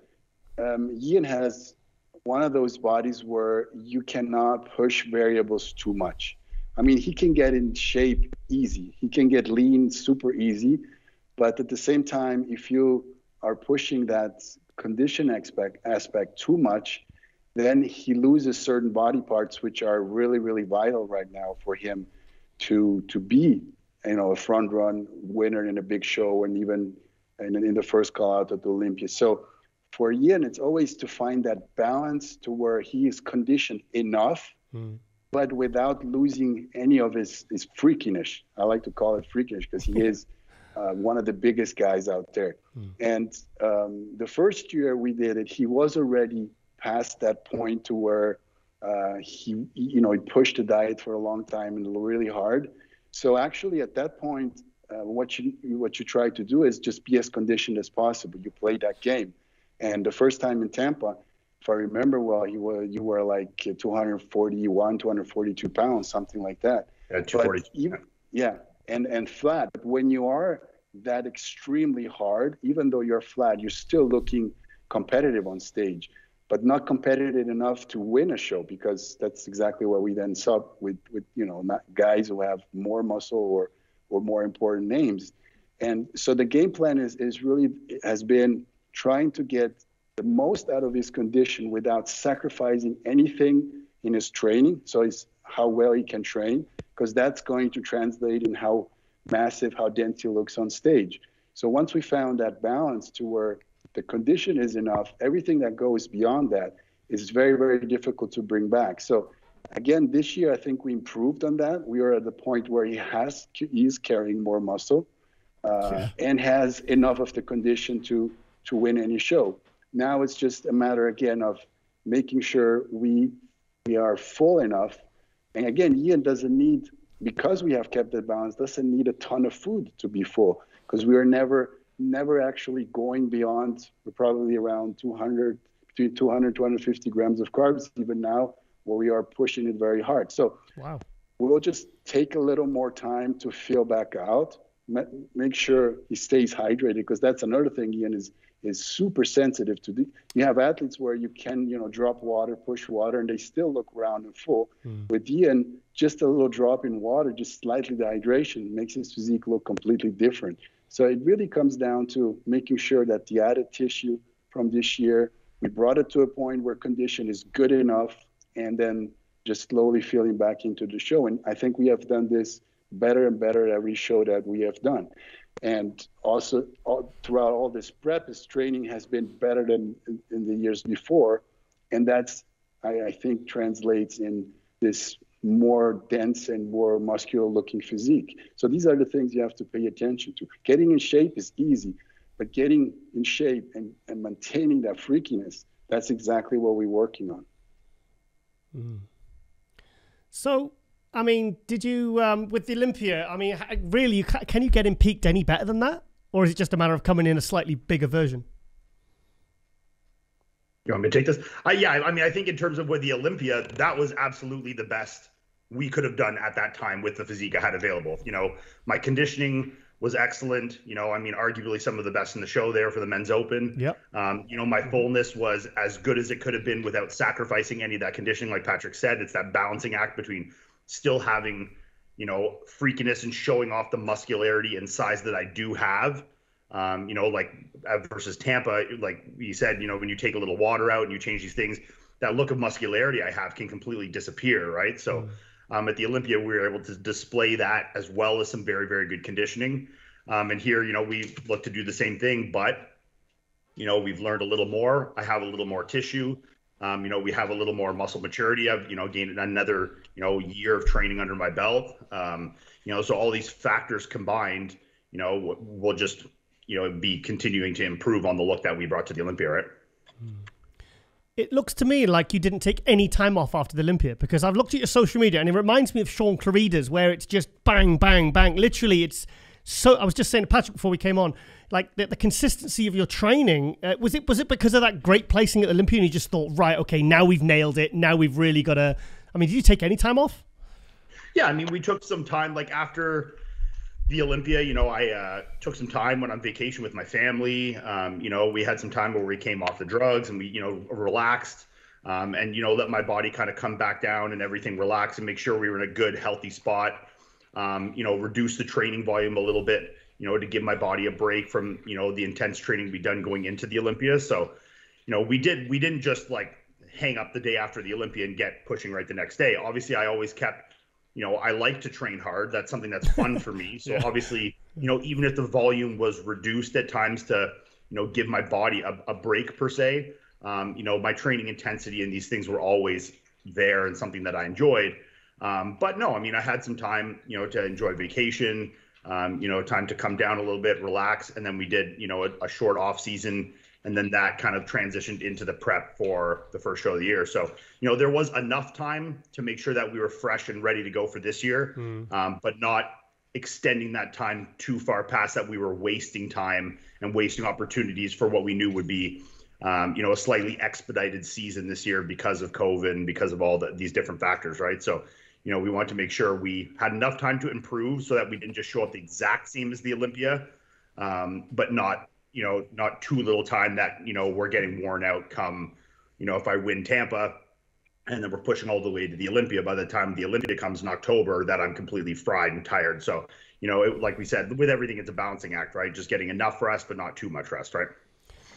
Patrick, are you happy with the progress he's made since the Olympia? Oh, yeah.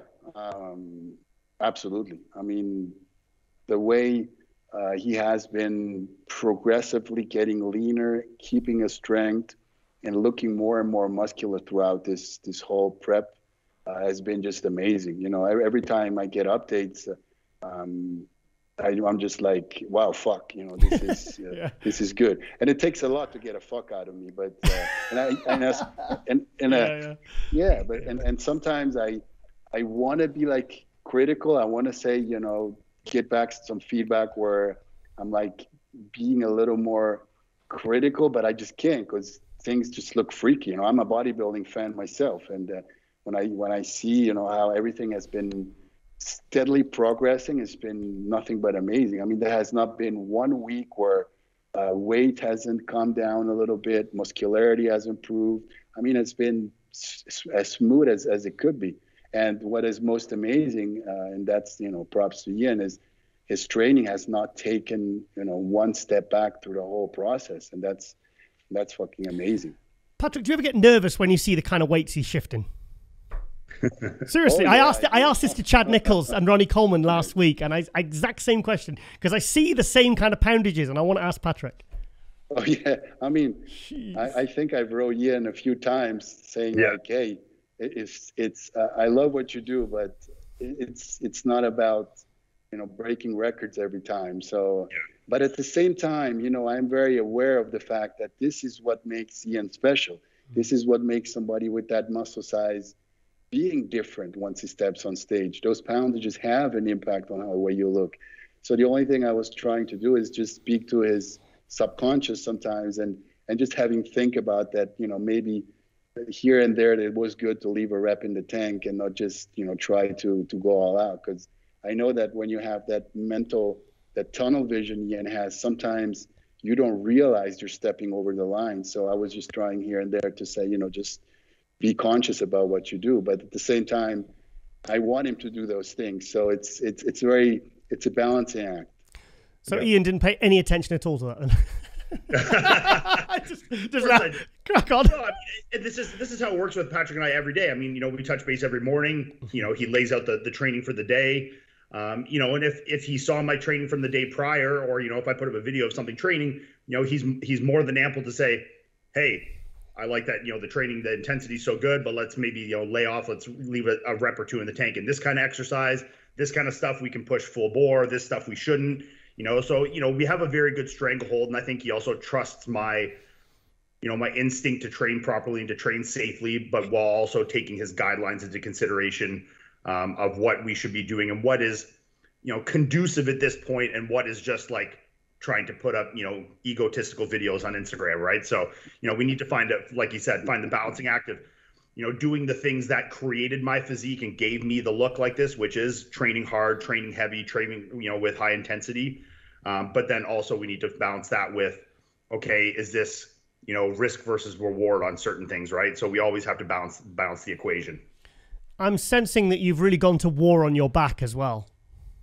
Oh, absolutely. I mean, since the Olympia, the Olympia prep, all the Olympia prep, and since, we've been doing back basically twice a week the entire time. So we increased the frequency on that, and we were a lot more, strategic into the movements we did, and the movements that we knew were working, and kept these things in that, right to the end, we were still doing heavy deadlifts, heavy, back training all the way through. So, these things, we knew that's where we needed to improve, especially to, gain ground on the top guys was in those back shots, front double and back double specifically. So, getting more width in the lat on the front double, and then, getting more width and density and thickness on the back double and the back shot. So, we just, pushed the envelope as much as we can and still got positive feedback from it. And if there was ever times that we thought we needed to lay off the gas on certain, aspects of training a little bit, we did so. So, it was as high intensity and as hard pushing as possible, but it was still being as methodical as possible, right?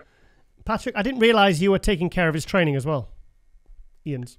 Well, what I'm trying to do is just give him an idea of the training volume and rep ranges that we work at, because I always try to make sense of, how much energy is going in, how much energy is going out. Again, for Iain, it's because I know once it's training time, it's all out. There's nothing left there. So it's very easy to step overboard. So I'm just trying to make sure he has a certain amount of training volume compared also to the nutrition that we're doing. Sometimes you can push it a little harder because you need that extra, deficit going. And I'm not somebody who likes to go crazy with cardio. So sometimes we even though you're flattening out a little bit, we still modulate the training higher in order to, burn through a little more calories. But most of the time it's just that balancing act. That's why I always want to know how did the training feel? How well are you recovering from training? And based on that, we can know if we have to push or not.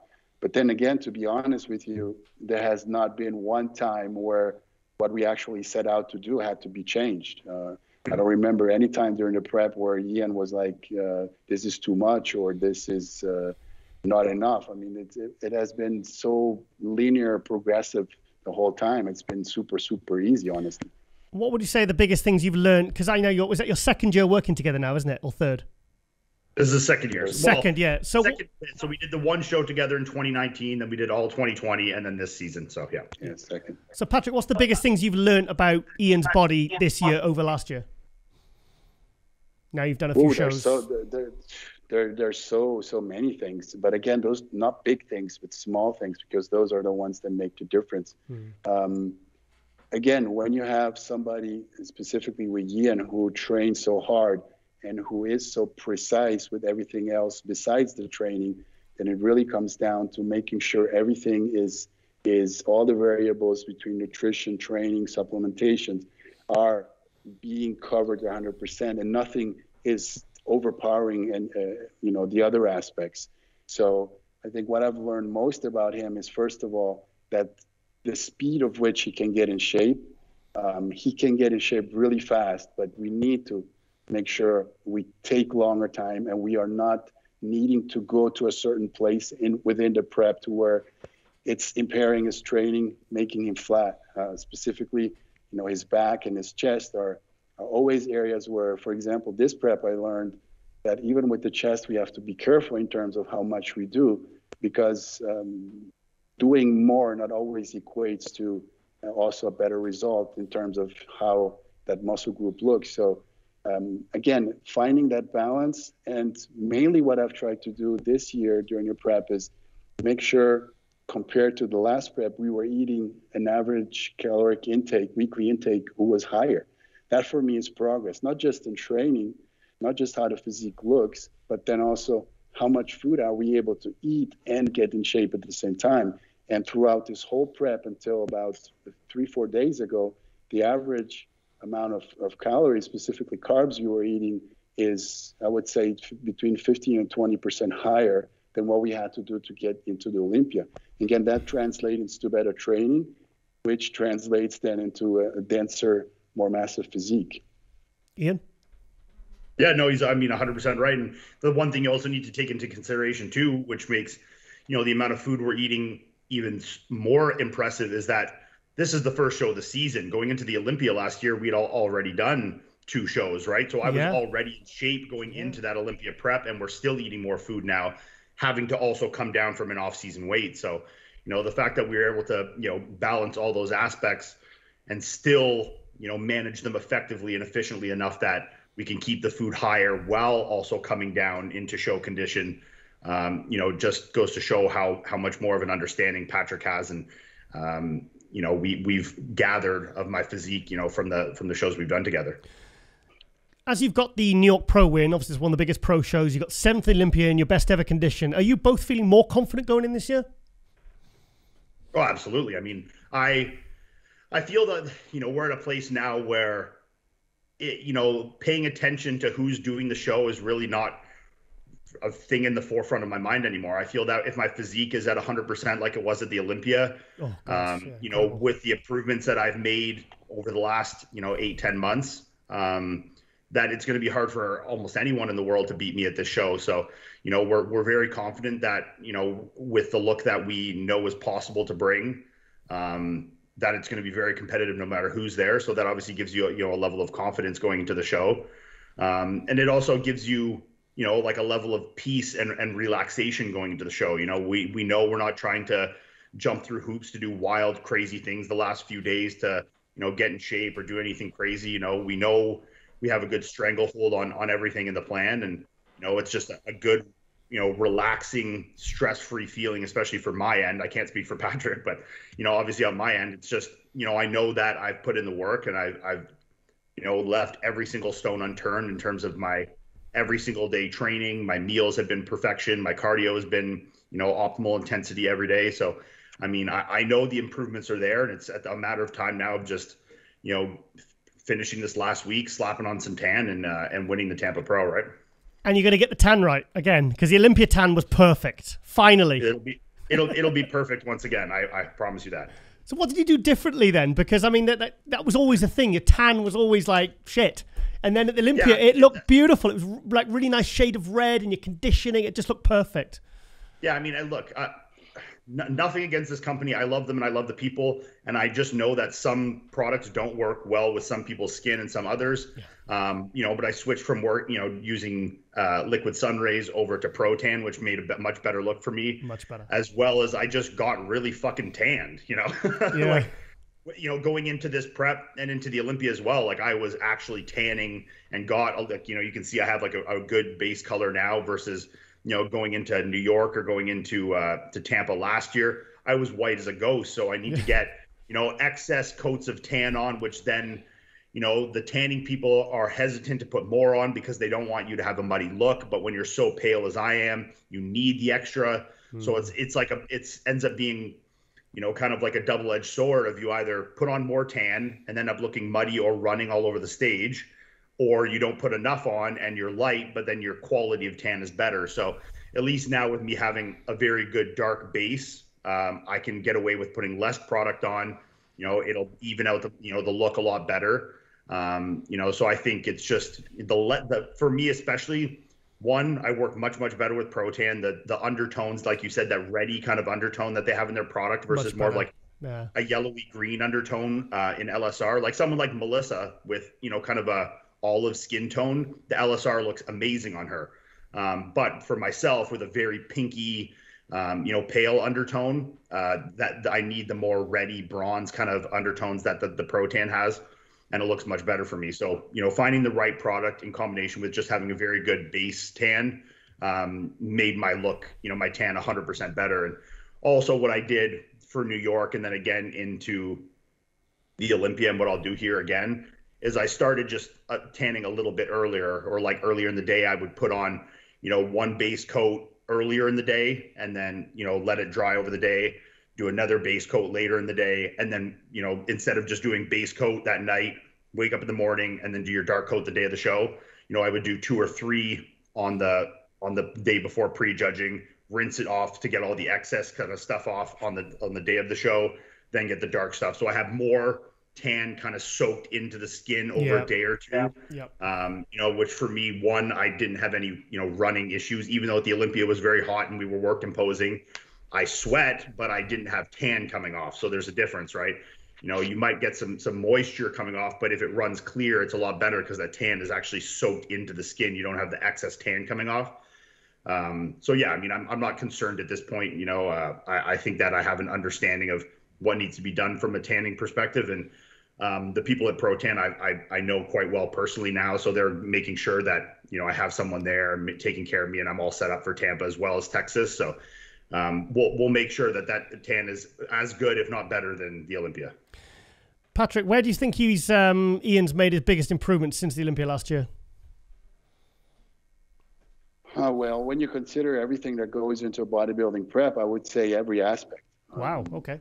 First of all, on a technical aspect, just you know, the way we were able to approach the nutrition and the training, that has improved. And in his physique, I would say what I see with the updates is a more muscular physique. And that's all you can ask for when you reach this level in bodybuilding. You know, when you're already 7th in the world and you are very massive, if you are able to even improve, I've seen very almost amazing improvements back density, back thickness, which is something that you know, Iain has been working on. So overall, it's just the muscularity standpoint has improved. So, and I think that is just the biggest thing for Iain, is being as muscular as possible. Obviously, in the condition he needs to be, but Iain is not the most beautiful athlete. You know, he's not the best poser. So what sets him apart is just the sheer muscularity, and that's what has been the biggest improvement. And I'm you know, actually really amazed to see that even though he's already reached a very high level, there's still improvements there. So I'm very confident, even in Tampa, he will be 4 or 5 pounds heavier than he was at the Olympia. Wow. So that's you know, that's the biggest improvement, and that's all you can actually do as a professional bodybuilder is improve on those things that make you stand out. And Iain needs to be the most muscular guy on that stage, and that's what he has been doing. Do you know what I like? I like the fact the pictures you have posted, they show just enough. They're little. It's like there's still so much. Like we're still waiting for that big reveal. We don't feel like we've seen every inch of you, you know. But you can see that you're teasing us. You're teasing us. You want to be leave a little to be desired. You know, I mean, we want to show enough so that people see that the improvements are there, and that we're coming, and we intend to absolutely win the show. And I want people to see that this is a physique that will be very, very, very difficult to beat for anyone. But I also know the improvements we've made, and we want to let the stage do the talking. You know, I mean, shows aren't won on Instagram, they're won on the bodybuilding stage. You know, and I can post a million pictures with fancy lighting and, you know, put a little structure on it and put a little, you know, filter on it here and there and look like Mr. Olympia on my Instagram. But all that's going to do is set the expectation, potentially an unrealistic expectation or an expectation that's not reality, you know, come stage time. And I think we're at a good point now where the look that we will bring to stage will be more impressive than what we've shown on Instagram. And that's, you know, the thing I you know, you really hope for. I mean, like someone like like Brett Wilkin, you know, in Chicago. I mean, he left a lot to be desired by his photos. You'd see little bits and you're like, wow, Brett's good. But then when Brett came on stage, everyone was blown away with the improvements Brett had made, right? You know, how clean his look was, how much muscle he'd put on since he competed in 2019. You know, and I intend to do the same thing, just to come here and say, and people to say, wow, like Iain didn't waste a single day since the Olympia, and that we, you know, took every single day and used it as an opportunity to be better. And that, you know, I was happy with 7th place, but we're not done and we're not satisfied. And that we absolutely want to, you know, be beating better guys than we beat last year. And, you know, that's the goal of this, is this to continue to work up the ranks and turn 7th into 6th into 5th into 4th into, you know, first call out kind of things. And I think we're well on our way to continuing that path that we started off on last year, right? And last year you actually broke the curse of that 2018 Olympia.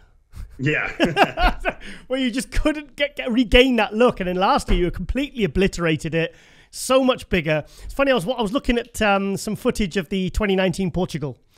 You know, when you're on the revolving stage, and I looked and I said, oh my God, I said, it doesn't even look like the same guy.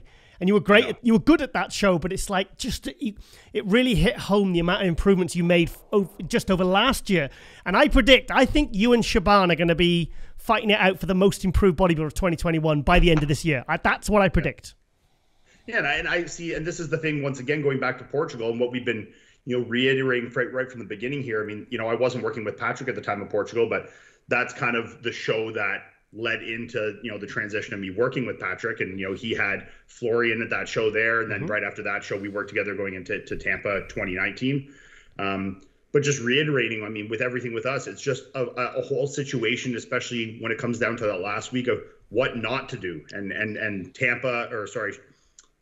Portugal was one of those things where just too much was done, trying to get 1% better, 2% better, 3% better, just with, you know, unnecessary things where my physique maybe looked incredible at 7 days out, 8 days out, 10 days out.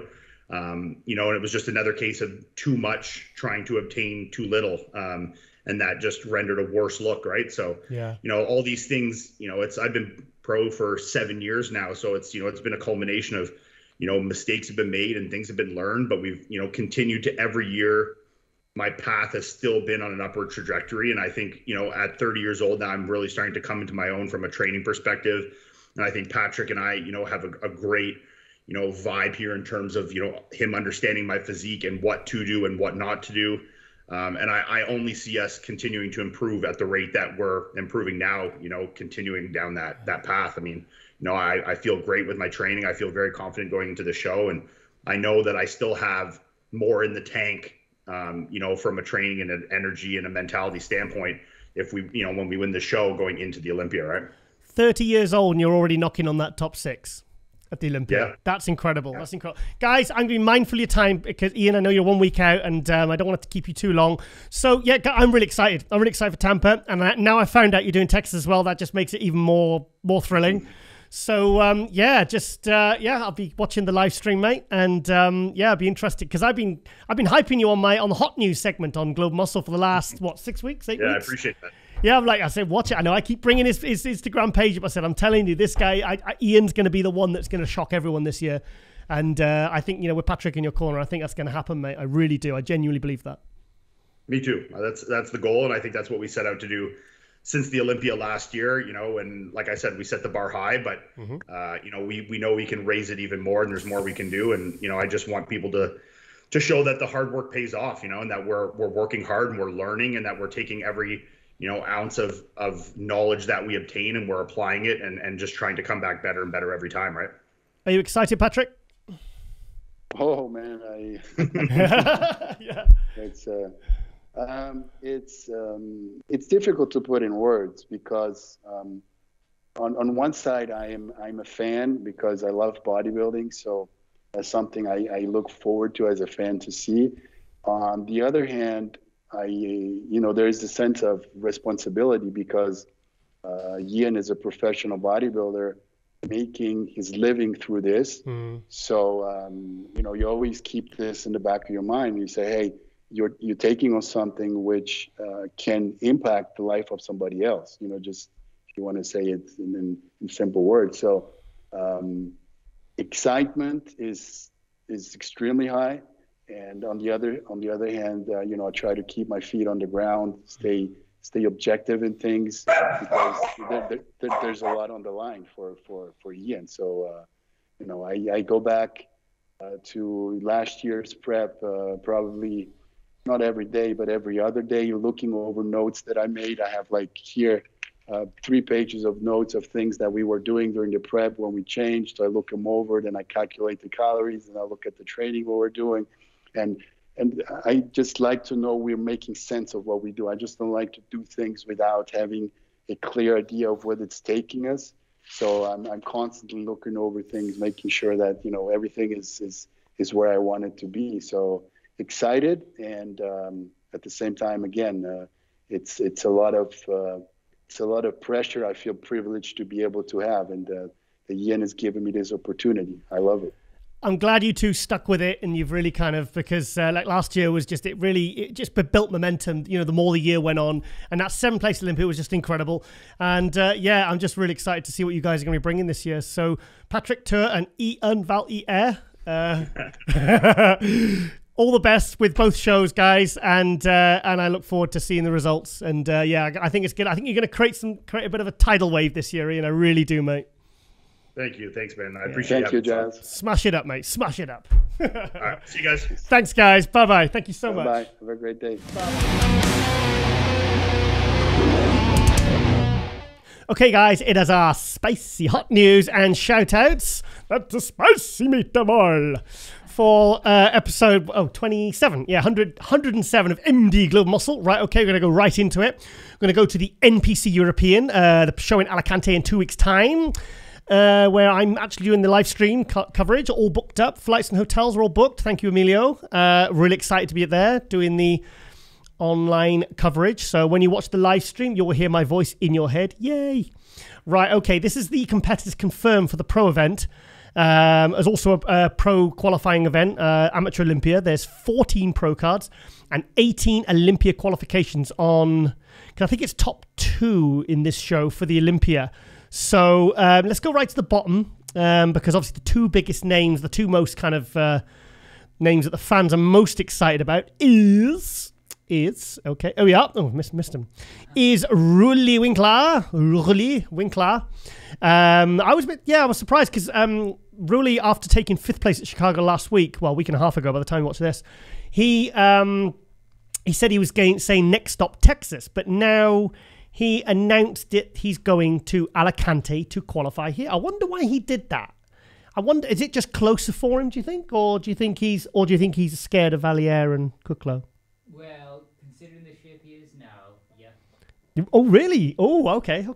No, Ruli's not scared of anyone. And the thing with Ruli, he does get better as the shows go along.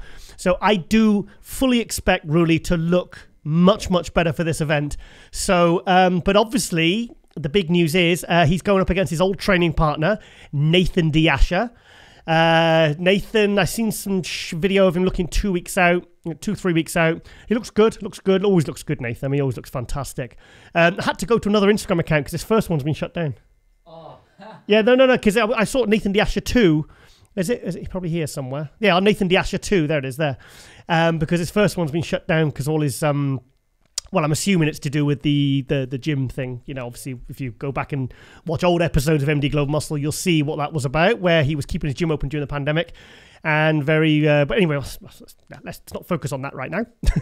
But so now the thing is, when Nathan made his pro debut in 2016, it was at the Body Power Pro. I was there with Ronnie Coleman, and Nathan and Ruli at the time were training partners from Kuwait at Oxygen.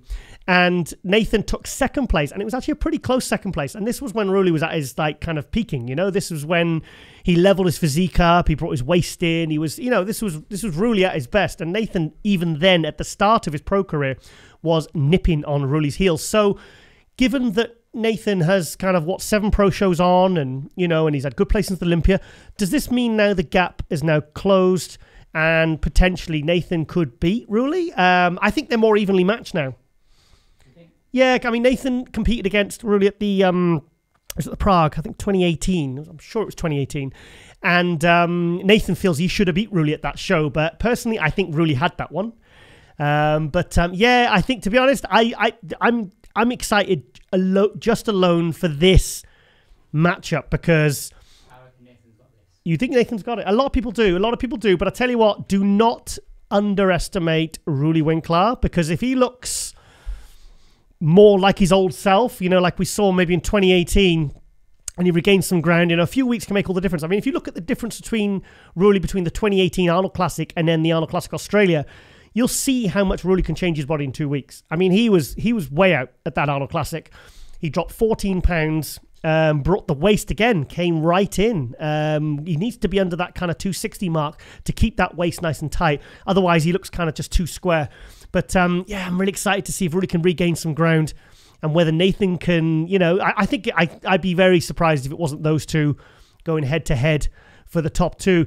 But I tell you what, I'm very hopeful for Vlad Suhorochko, 25 years old. I posted some pictures on MD and Global Muscle Instagram last week. And he's looking sensational. So, I mean, I think the top five, you've got Vlad, Nathan, Ruli. We have Theo Legeria, who we had on last week, the Frenchman, who's had 2 5th places, looking fantastic, looking to get even harder for this show. And also, I think Andrea Muzzi's in that one. And there was one other name. Who was it? Someone we've had on the show. Oh, bollocks. Who was it? Anyway, so, yeah, it'll come to me. But, yeah, so this show is going to be absolutely stacked. Sorry? Angel Calderon. That's a good question, actually. Yeah, I don't know, actually. Yeah, that's a really good question because I think he needs to... Does he qualify? No, he hasn't qualified. Did he? I think he won Romania, didn't he? He won Romania at the end of last year, which were qualifying for this year's Olympia. So maybe that's a really good question. Yeah, I'd be very shocked if he's not qualified that he wouldn't be doing this show, because this is one of the last qualifiers for the 2021 Olympia. This is Jose. I finally got his name. Thank God. Jose Marmete Mora. He's on Instagram as Madelman. He won Portugal. He won the Classic, and he beat Wesley Vissers, who actually was looking probably the best I've ever seen him. Because the thing with Wesley, his conditioning always needed to be better, but his conditioning is better. I think the 2 best conditions he's ever brought was the 2019 Romania and this show. I think he looked absolutely superb. So, You got that Buchanan's waist. yeah. Well, no, actually, Brian Buchanan's is freakier than that. Way freakier. It was reported to be 26 inches, but I don't think it was that small. And his chest was 52. So imagine having a waist half the size of your chest size. But yeah, I'm looking forward to seeing this guy because I've never actually seen him on stage. So looking forward to doing the commentary on that gentleman. I must confess I don't know these other names. Because obviously this is technically the biggest European show. There's Rob Taylor from the UK. Muscle Unit. Yeah, the Real Muscle Unit. I don't follow him on social media, actually. He doesn't follow me either. Yeah, no, he's from UK. He's from Barnsley. Barnsley Pitbull or something we used to call him. But this guy's good. He's making his pro debut, and he'll look good. He'll look very good. I remember seeing him at I think it was the British finals back at the UKPF a few years ago, and he is a unit. He's very, very impressive, very good condition. He kind of looks his best when he stood there relaxed, so he always stands out in a lineup. He is good when he poses, but for me, when he just stands there relaxed, it's kind of like most bodybuilders have to pose to look good, but this guy just looked fucking awesome, just stood there. So yeah, very excited to see this new face. I don't follow him on social media, which I really should. I should be ashamed of myself. Darren Farrell, I think that's another British athlete, actually. I don't know. Is that Classic? No, it's not Classic.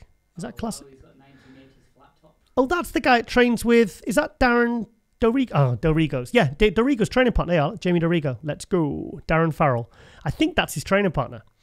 The 212 British lives out in Dubai. But yeah, like I said, this is going to be a big show, this one. I'm going to have my work cut out doing the live stream commentary, sorry. Yeah, I mean, it's going to be intense. So I'm doing the live stream commentary for the pros on the Sunday. So yeah, that's pretty much it. We'll probably do another update before the show, and then I fly out. And that probably the episode 29 of Global Muscle will probably have to come out a couple of days later because we need a couple of days to kind of get the episode filmed and edited because it takes a lot of work, this show. So, yeah, so give them NPC European. It's going to be a fantastic show. It's nice to see all the European Pro League promoters collaborating. João Ferreira, I keep calling Ferreira. João Henriques from Portugal. You have Gianrico Pica from Italy. And they all kind of co-promote. They all support each other. And they're all trying to help pro and NPC bodybuilding grow in Europe. So they've been doing a fantastic job, all three of those promoters, in the last 3 years. So keep going, guys. Okay, our next shout-out is Phil Heath, 3.5 million followers. And none of those are bought because Phil is cool. Do you know what? Because obviously, if you don't know, I did a UK tour, 8-day UK tour with Phil Heath in 2019. It was a Global Muscle Pro Tour before we turned them into the Olympia All-Star Tours. And I haven't spoke to him this year. I think the last time I spoke to Phil, I sent him a message. I sent him a voice note the day after the Olympia, and I started crying. Yeah, I got a bit emotional because I was so excited. I was so happy to see him back. It was I started sending a message, a voice note, and then halfway in, I started like choking up. So you probably thought, "Oh God, what is this guy on?" But yeah, so obviously Phil took third place at the Olympia last year. He was second in 2018. He's won 7 Olympias. Arguably, well, it's not even arguably. He is one of the greatest of all time. He's up on the Mount Rushmore of bodybuilding, that's for sure. Next to Ronnie Coleman and Dorian, and who would you put on the Mount Rushmore of bodybuilding? Is it 5? I thought it was 3. No. 5 faces. 4? 5? Okay, you're allowed 5. 5. Is it 4? Mount Rushmore. We're not Americans. We're not American, yeah, okay. So Mount Rushmore, you'd have Ronnie Coleman, Yep. Phil Heath, Yep. Dorian, Yep. Arnold. Duh. Would you have Jay on there? Yeah. What about Sean Roden? We're out of heads now. Franco? Oh, yeah. Okay, we'll have to give this more thought. Right, okay, but the thing is, Phil, again, is teasing us. He's doing pulling a bit of a Kai Green, to be honest. He's posted this, and he says he's prepping, but what is Phil prepping for? Now, this is not off-season Phil. This is pre-contest Phil, I'm guessing. He does change his body very, very fast. Check his stories up. Check his stories out, okay.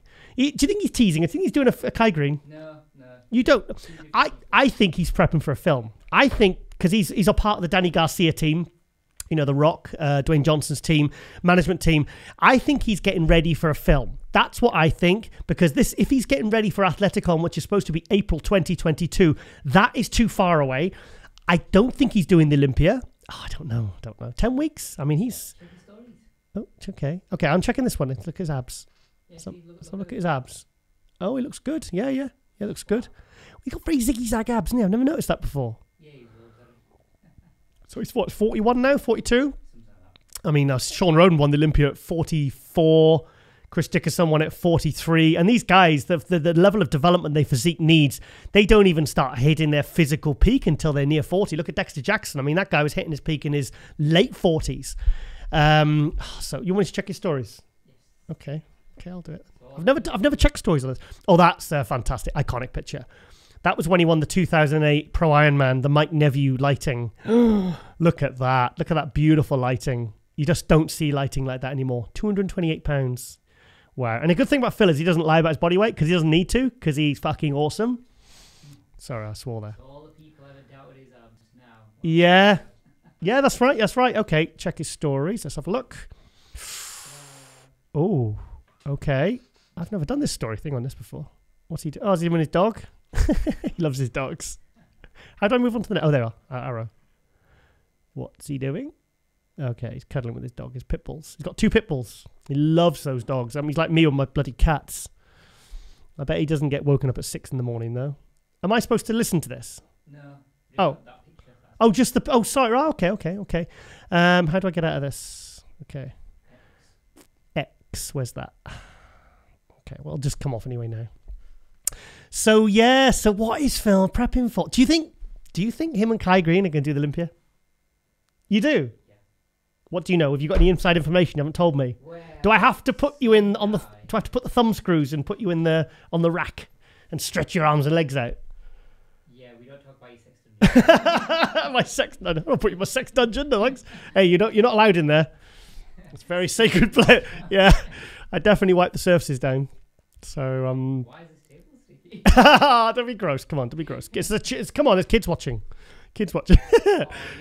Right, okay. I don't know. Phil, you're such a tease. And I don't even want to message him because if he doesn't respond, that'll piss me off.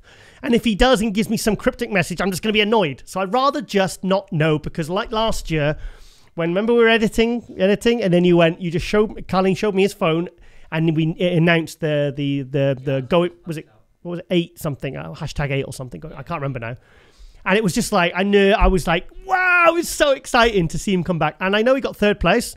But I was just so happy to see him back. I thought he looked great. It obviously wasn't the best Phil Heath we've ever seen, but still, even at 90%, he still brings so much to that show.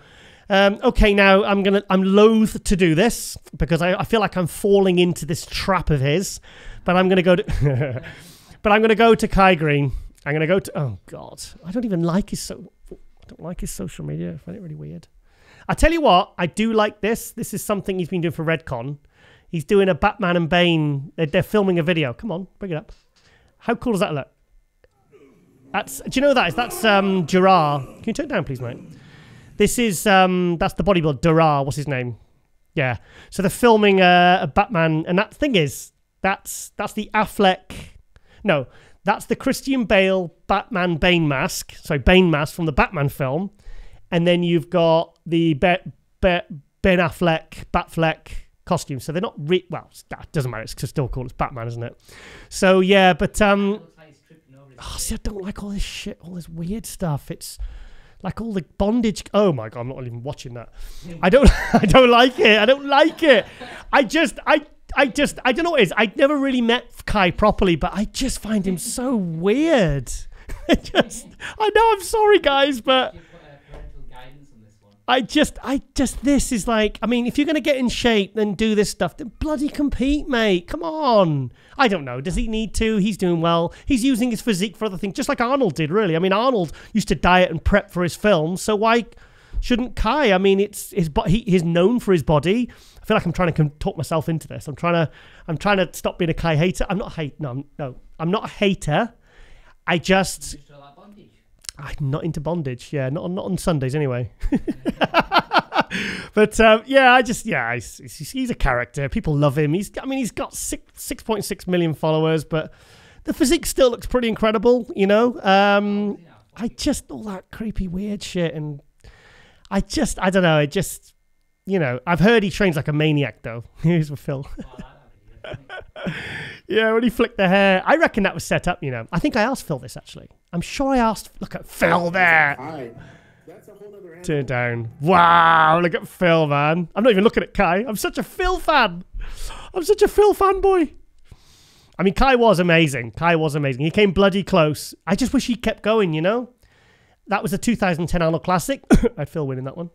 See, yeah, he knows how to play the media game. He does. I mean, Kai generates excitement whether he's on or off stage. That was the Arnold Europe. That was a good show. I never went to that one. I should have gone to that one. Coulda, woulda, shoulda. I would love to be in the audience at 5. Can you believe that Kai hasn't been on stage for 5 years? 2016 Arnold Classic was the last time he competed. And he's still so popular. I mean, that really... But I think what I don't like is the teasy stuff. The picture's 2 weeks out and it's either an old picture or... Yeah, I know. I don't know. I'm of that ilk where I don't like all that. But, obviously 6.6 million people against me. Am I in the wrong? So, right, okay, we're going to go to NPC News Online official page because last weekend, by the time you watch this, it was the NPC USA, very, very, very well-known show. Basically, the national championships.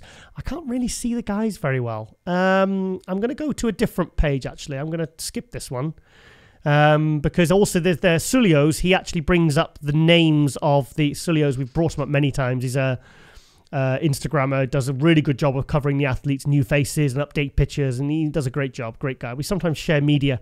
But, there's Surochku. Look at Vlad. Could he beat Ruli? You know what? Do you know? Could he beat Nathan? Oh, no. Imagine if Vad came in and won it. It'll be funny. Oh, 25 years old. 25 years old. Could you imagine? Could you imagine? I mean, look at the condition. I'm telling you that now. Nathan and Rulli ain't going to be in that condition. They won't be. I mean, they get in good condition, but they don't get in that kind of condition. But arguably, do Nathan and Rulli have better physiques? And posing. Yeah. Oh, yes. Vlad. I've told him about his posing, as he saw on, was it last episode of Globe Muscle? I said, you've got to slow your posing down. Look, yes, he does. All he has to do is slow it down. That's it. That's all he has to do. Right, okay, what am I doing? Oh, NPC USA. Where are we? Again, I can't really... Where's the... Shit. Right, okay, I think we'll go to... Okay, what should we go to? I just literally want to bring up the new pros. The guy that won the Supers... There he is. That's the guy who won the Super Heavyweight. And you know what? This is the guy that Shelby Starnes prepped. Yeah, he preps one a year. Oh, does he? Shelby Starnes preps one a year, and then the guy goes and wins the overall NPC. It was the overall, wasn't it?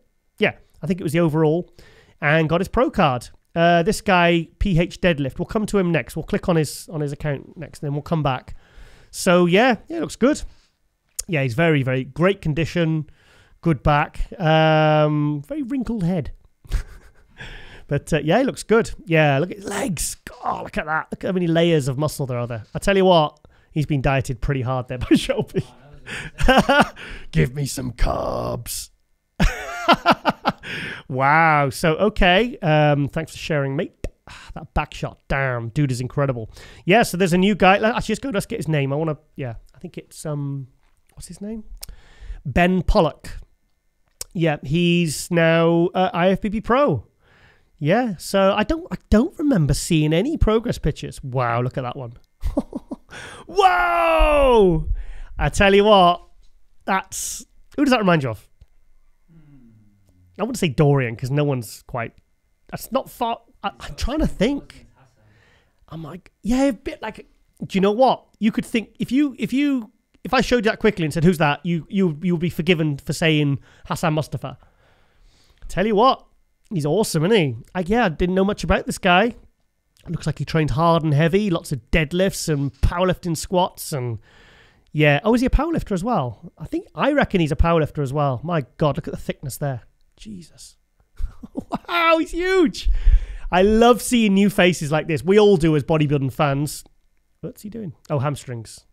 Oh, God. Oh, he's doing it on a leg cut. Oh, no, what is that? Oh, that's Natural Machine. I've never seen that machine before.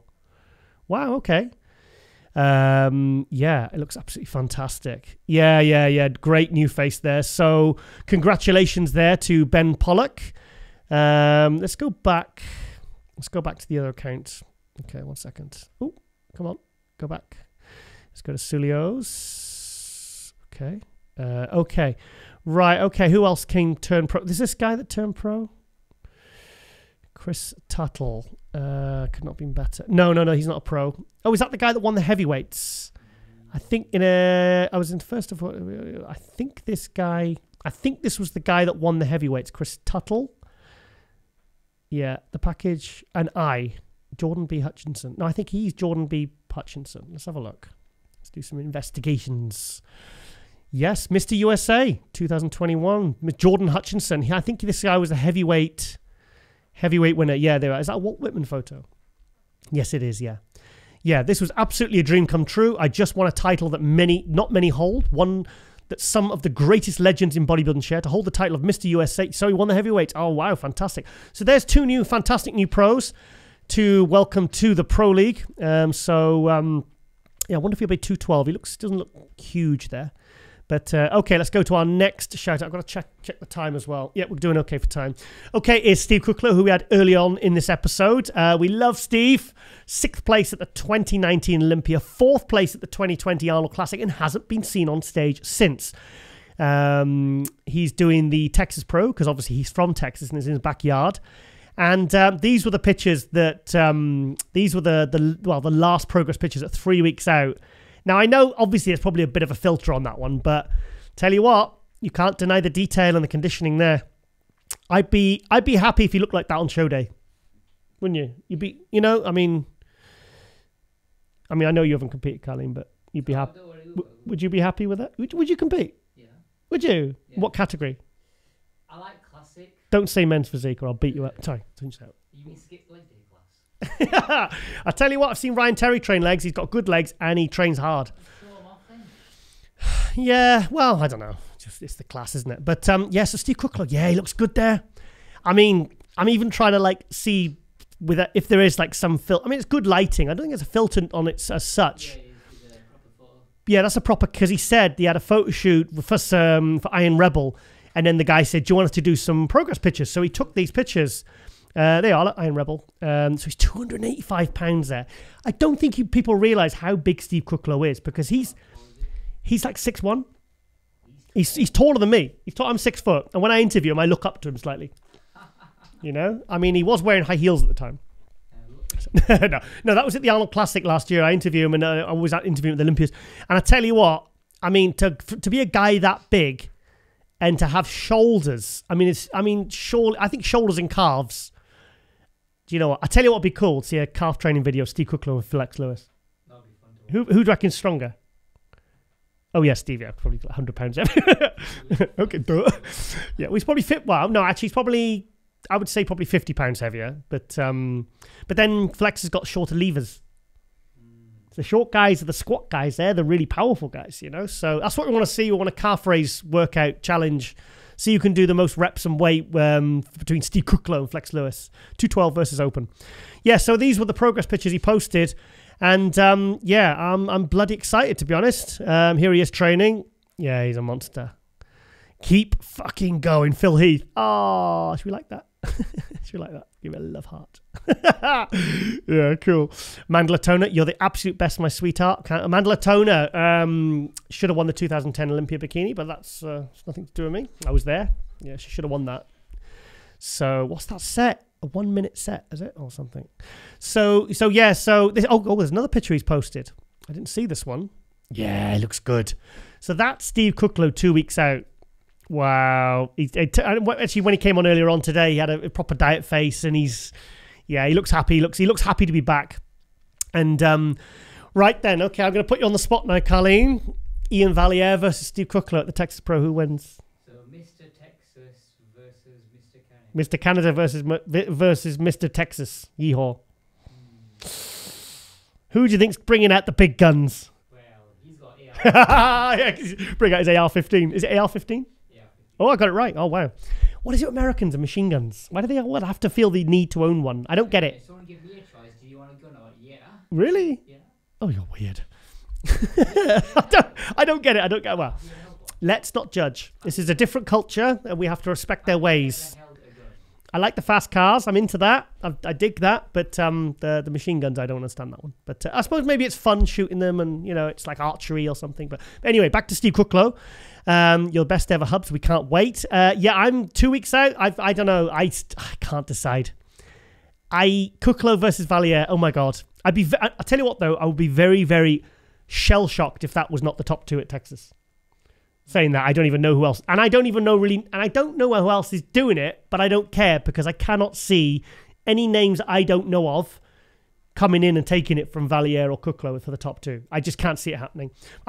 In an ideal world, I would love to see Valliere win Tampa, and I would love to see Steve Kuclo win Texas, and I'd love to see both of them at the Olympia fighting it out, because really they're kind of evenly matched, because Valliere was 7th Olympia last year. Steve Kuclo was 6th at the 2019 Olympia. So really, they're kind of at a similar level. So, but obviously time's gone on then. So we will see who has made the most improvements since. So, yep, Steve, we love you, bro. And US husband, patriot, entrepreneur. And he is. He's got a lot of businesses. Him and Amanda are a real power couple. Sorry? Steve's winning. Okay. Well, wait till I tell that. You know. Oof. Yeah. Right, okay, next shout out is Oli Krivia, who we had on season 3 of MD Globe Muscle. He's from, I forgot where he's from now. Isn't it funny how you quickly forget?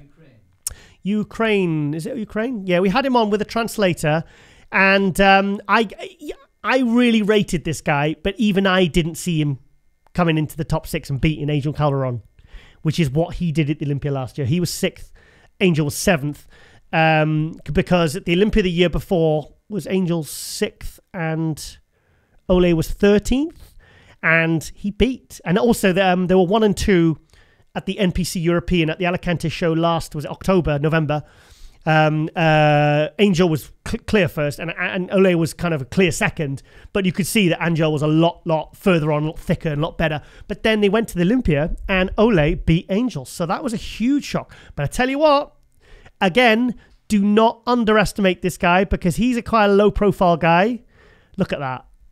I mean, he's working. He's put some tissue on. He's put some serious muscle on. Look at that. It's when you see the back shots. Have a look at the back shots.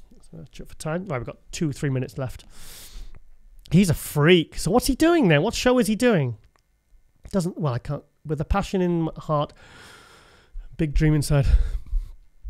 Is he doing Spain? Is there 212 in Spain, actually? Is there? I don't know. Is there? I think they do all the categories.